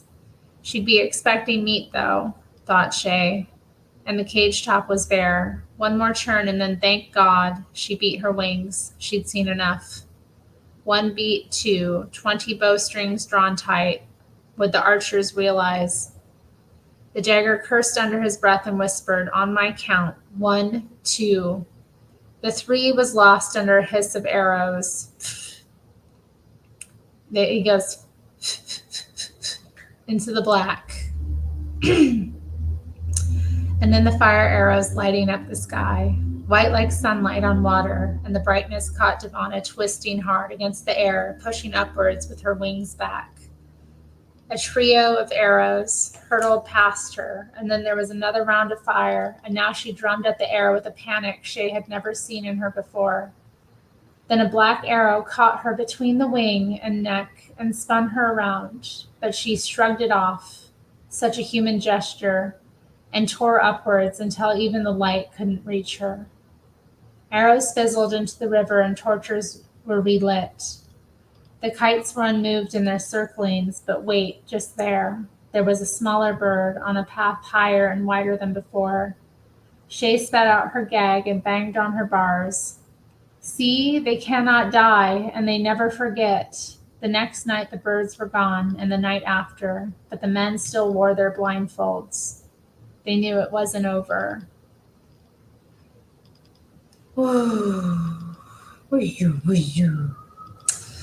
Wow, you guys, what a read, huh? What a read we went through tonight. Wow. How much more do we have? Okay, maybe it's more readings than one more. Maybe it's like 2 more, actually, now that I'm looking at this. Yeah, let's see. We're on chapter 36. And what time is it? There are how many chapters?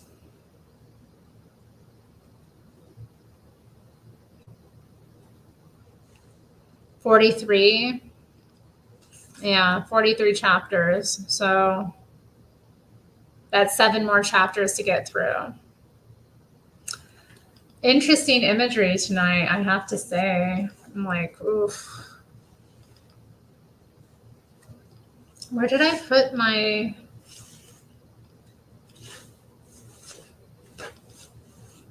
Where's the bookmark? Where did I put the bookmark? Oh, it fell back here. Okay. Y'all, wow. I can't wait for the battle to ensue. I'm very excited. I'm picturing Maleficent.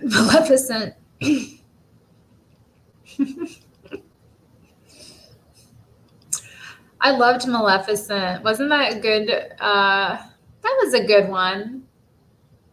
I went to see it in theaters, and I was just like about it. So sweet.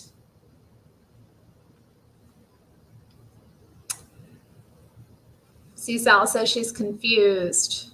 Do I have a copy of The Art of the Deal? I don't have a copy, no. Point Fire is mentioning radical lesbians at the park calling their dogs Romulus, Hercules, Nero. Oh, I like the name Nero. It suits him so well. He's such a little, yeah. He's larger than life. Yeah. Little emperor, you little emperor. Is this your, yeah, you emperor? Yeah. Yeah. You kind of a big deal around here? Yeah.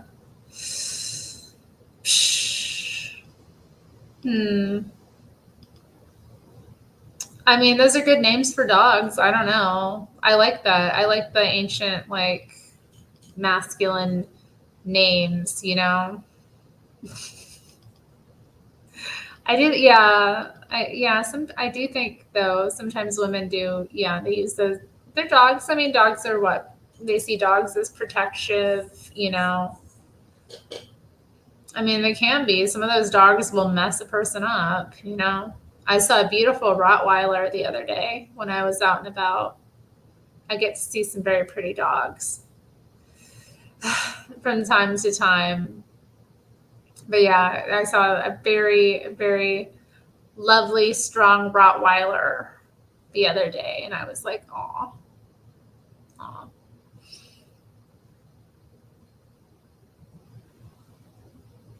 Nice little tough, doggo, ready to kill on behalf of its human, or a chihuahua, little ankle biter, ready to, bite the ankles of anyone who threatens the home.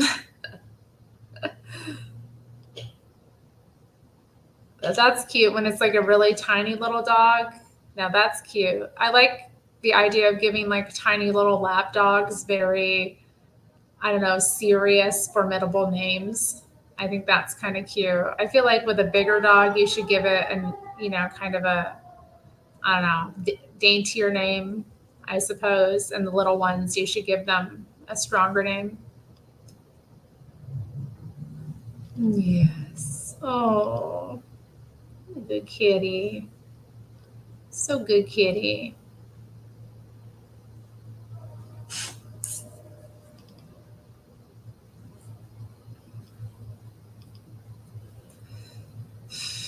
Oh man, Point Fire.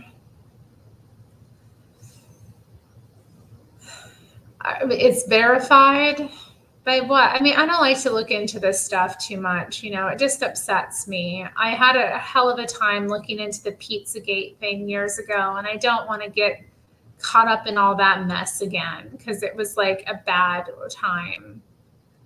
Like, it's not, I don't want to know, it's like when people bring up Diddy, like they did this weekend in my chats. Like, I don't want to know about these horrible things. I don't want to know. I've seen enough. I've gazed enough into the abyss.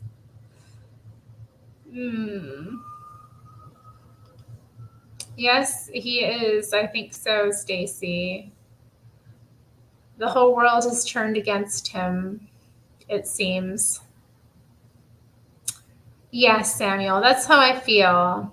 Yeah, exactly. See Sal too. It's unnecessary evil knowledge. And then Samuel leading up with, it's enough to know it's all profoundly corrupt. Yeah, I suppose, but I get weirded out by that sometimes. Like, I met a dog named Lisa once, and it kind of weirded me out. I'm like, why is her name Lisa? Like, that's a person's name. So I don't know.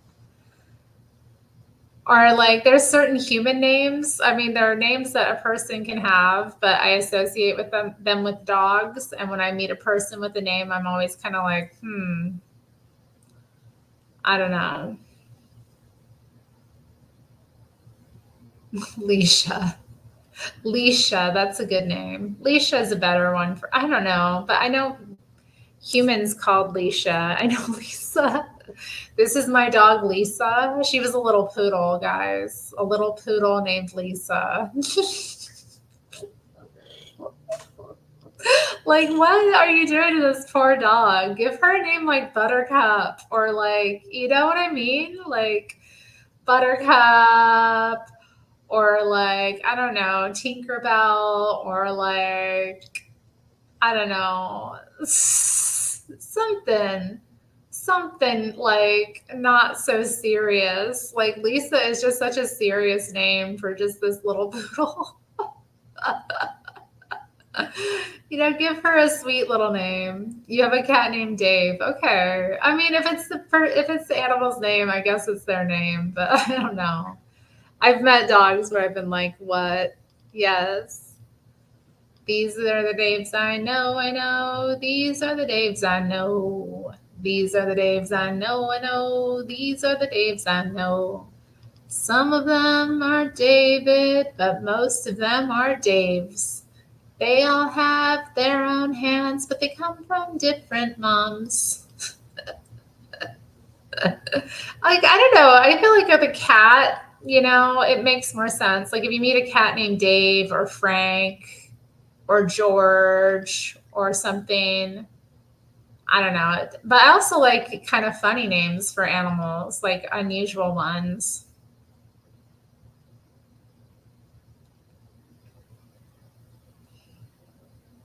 Buttercup's my favorite pet's name. Oh, hi, Atheist Junior. You like my bow?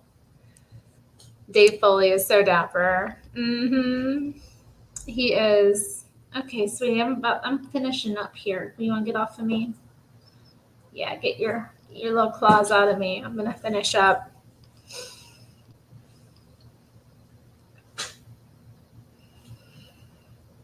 Yeah, probably. You're probably right about that.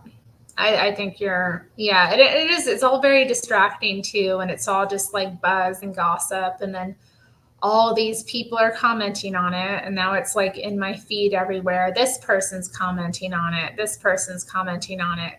Oh, look at these signs, and like rehashing a bunch of stuff, and it's just like,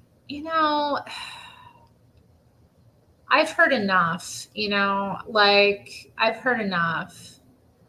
I've seen enough. I've heard enough. I don't need to hear anymore. It's really not. Well, I should hope so, Golden Rule TV. What else is your cat going to eat?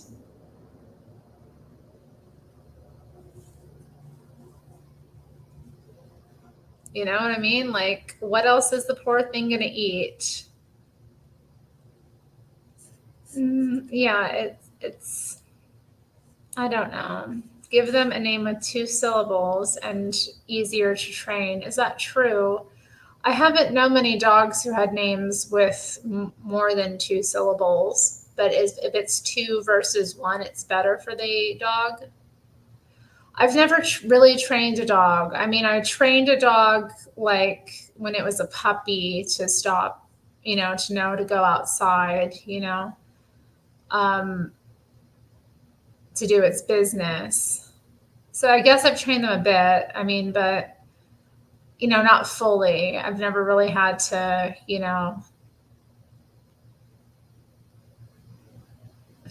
train a dog. I have a friend who's pretty good at it, though. She's studied it quite a bit, and her dog is very well behaved. One of the best behaved dogs I've ever met. He's a very proper little gentleman. You know what I mean? Shout out to Czech. Chekhov.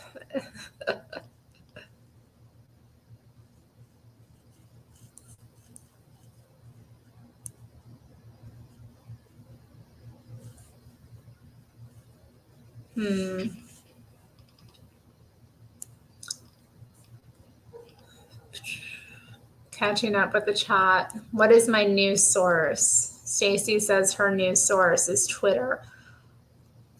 I don't really read the news or watch the news. I mean, I guess it's like the Hake News update on the JLP show. That's pretty much my news. Maybe it's a Caleb Mopin sometimes too. I mean, he's a journalist, so I follow him. But I'm not on Twitter anymore, so I only really get his updates like via Facebook and here on YouTube. But he does cover a lot. So, but yeah, I mean, and there's other independent journalists I do hear from time to time. So I guess, there's a number, but not much. I mean, yeah, and then sometimes I'll come across something on like Facebook that's local news. I do follow a number of local pages, so get that sometimes. Also on YouTube, I do sometimes watch local updates. So maybe, I don't know. Yeah, I don't really watch proper. I can't say really. I don't really keep up with the news properly. No, I mean, I had a Twitter account years ago, but like honestly, it's good I'm not on Twitter. I don't need to be on Twitter running my mouth. It's bad enough I run my mouth here, Like really, I don't need to be out there putting more mess into the world and saying more things and sharing more opinions. Like I did it for years. And it's done. I'm over it. I deleted it and I'm glad about it, I had like tons of stuff on there for like close to a decade, and it was all like mess. A lot of it drama, mess. I mean, not a lot of drama, but like, weird. Some of it was good. I don't want to say that like nothing I produced was good. I had a lot of funny little quips that I put on there, but like really, I don't need that out there. Like all of that energy, it just needs to like go. I don't need to be on Twitter. Like what Twitter isn't even like, or X. I don't like the name X. I mean, I don't want to be on X. X marks the spot where they get you. Like, I don't want to be on there. I know, what else are they going to eat? I mean, really, if you think about it, I mean, like, like, what are they going to do? The poor thing, And like, you're not there anymore. You've left your flesh prison. Like, let the poor animal, like, don't judge it. It's an animal, it's survival of the fittest. I want my cat to survive. I worry about him. Like, what if I were to die and he couldn't eat me because he doesn't have teeth? That upsets me, the thought of it. Poor baby. Like, how's he going to survive? A lot of people get eaten by their dogs too. So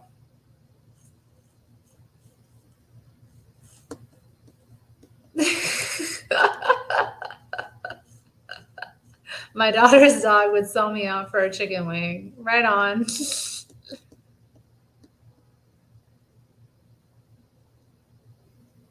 Youch. Ouch. Yeah, cats can do some damage.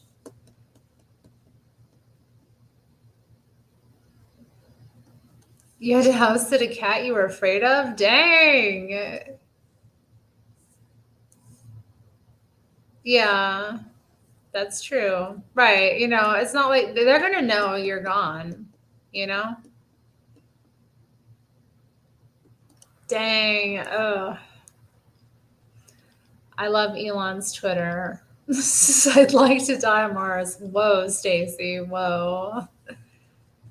Samuel says child should not hold cat. I mean, it depends on the child, really. I mean, kids do have to learn too about like, there's only one way really to learn about dealing with cats, I have a cousin though. She was scratched by the cat when she was little, and she still to this day has a scar on her face from Snoop's scratching her. Snoop's was quite a bitchy cat. I loved her though. She never scratched me. She was their cat, but she was not a cat you could mess with. You know what I mean? Like she was very particular little lady. She had gray fur. My Uncle Jim and Aunt Rita's cat. They're a very nice couple. They had 3 girls, and yeah, they're very nice people. They've got lots of grandchildren now, and they're still living in Alaska, living pretty fun Alaskan lives in some ways. Well, okay.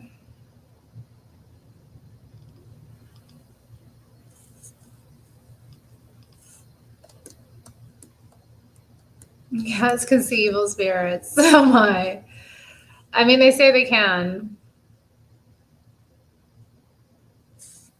I don't trust any man whose mother or wife is an admitted Satanist. Who are you talking about?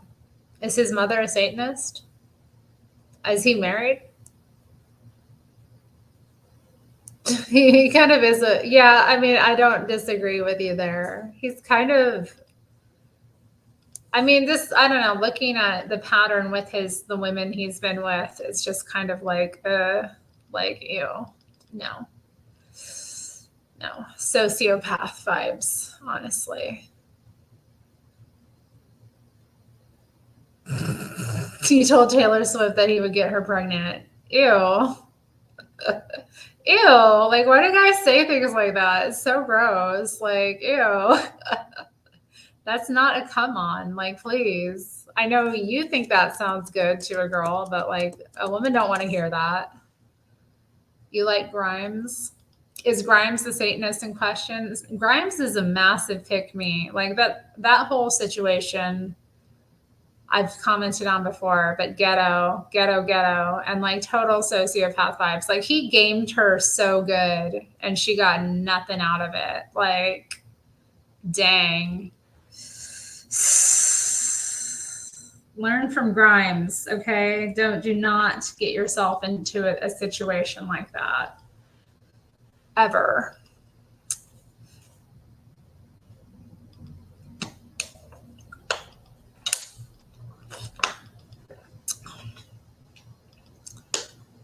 She got fame and 3 kids. Okay.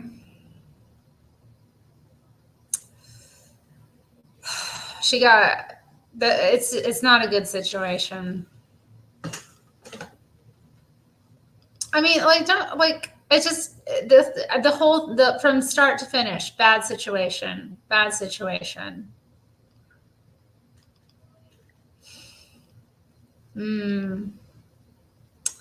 That's usually what it is in this world, you know. Who has the more functional autism? Yeah, in the relationship. What can you do? Shout out to the functional autistics.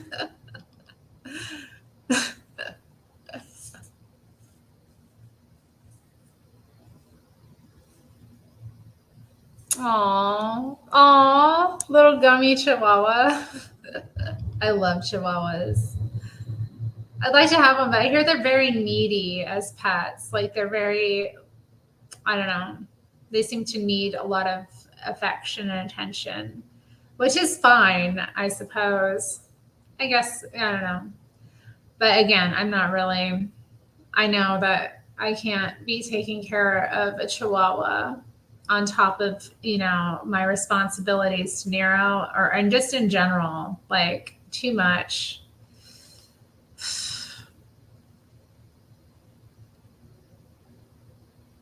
Did I boop the snoot of Snoops? Indeed, I did not. And I would not do that to Snoops. She would not put up with that. And I knew from my cousin with the scar on her face that Snoops was not to be messed with. Yeah,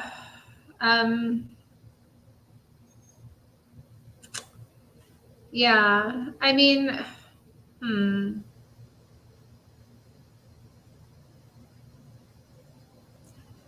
Yeah, I mean, yeah, when I was a kid, I held my cats. You know, we generally had cats growing up. I mean, pretty much consistently from my memory's sake, you know.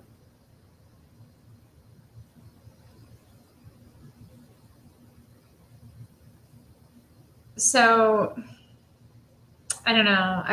I felt pretty comfortable with them. Yeah, I feel like with animals, you just, you know, especially ones that you don't know well, I just kind of, you know, held back and usually waited for them to come to me, you know, to develop a relationship, especially like with a cat. Well, I don't know, Whiskers, poor Whiskers. I used to love picking him up because he was a tank. My other aunt and uncle had this cat, Whiskers, who got up to about 40 pounds, y'all. This cat was obese. Like he was a tank. And I used to love to like grab him and pick him up. And he couldn't really do much to defend himself, poor thing. But he didn't like it. He didn't like to be held. But I liked to just pick him up because he was so heavy, you know, and to marvel at my own strength, I think, a bit. And also just to see how he was feeling.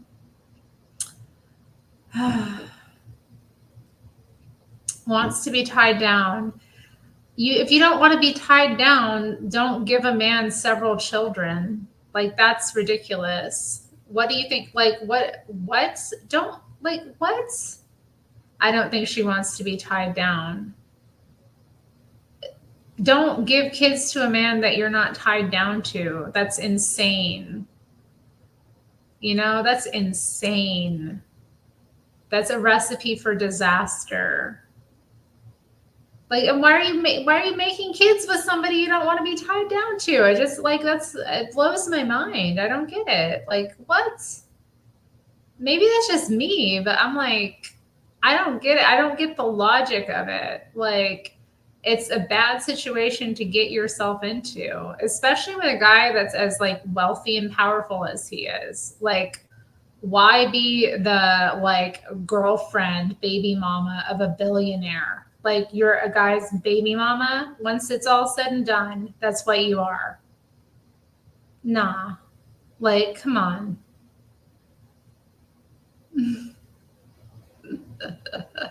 Oh, he's gonna guard her cats. Where, like, that's a nice gesture. He offered to guard her cats. But I'm sure Taylor's too smart to get herself into such a situation, you know? Like, she doesn't strike me as the type to do something so foolish. Because the children are the point for them, not the relationship. What? It's not the point. Well, don't you want to rate if your children are your point?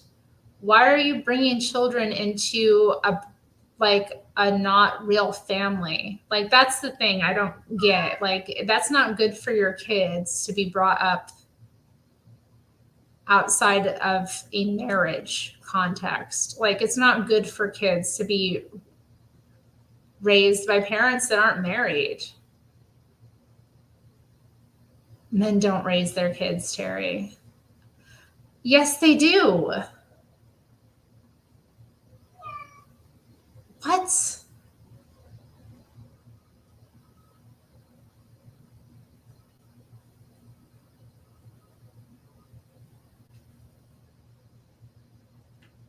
No, Atheist Junior, I'm not going to post a link. This is the ghost stream.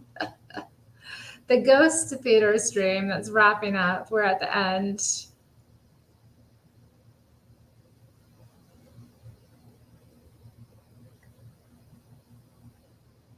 Yeah, and you know what? And, you know, after they broke up, she was living in his house. Like, so, you know, that immediately he doesn't have to pay any like support there. He's don't get yourself into a situation like that. Like, it's just dumb. I just can't with it. And you're like all being like, oh no, Grimes just, you know, she acted wisely. Are you suggesting that she acted wisely in this situation? Like, I don't get it. Let AJ on for 5 minutes. No, my cat is crying. It's 9:30. I need to go to bed.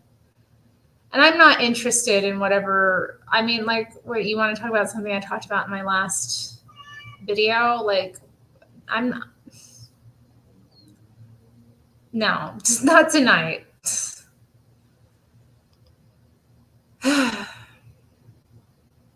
Not tonight. I will post a link to join another night, but not tonight. It's time.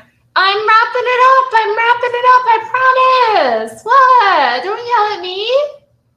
Don't yell at me. I'm wrapping it up. I promise. I'm wrapping it up right now. I promise. I know. I'm wrapping it up. I promise. I'm wrapping up right now.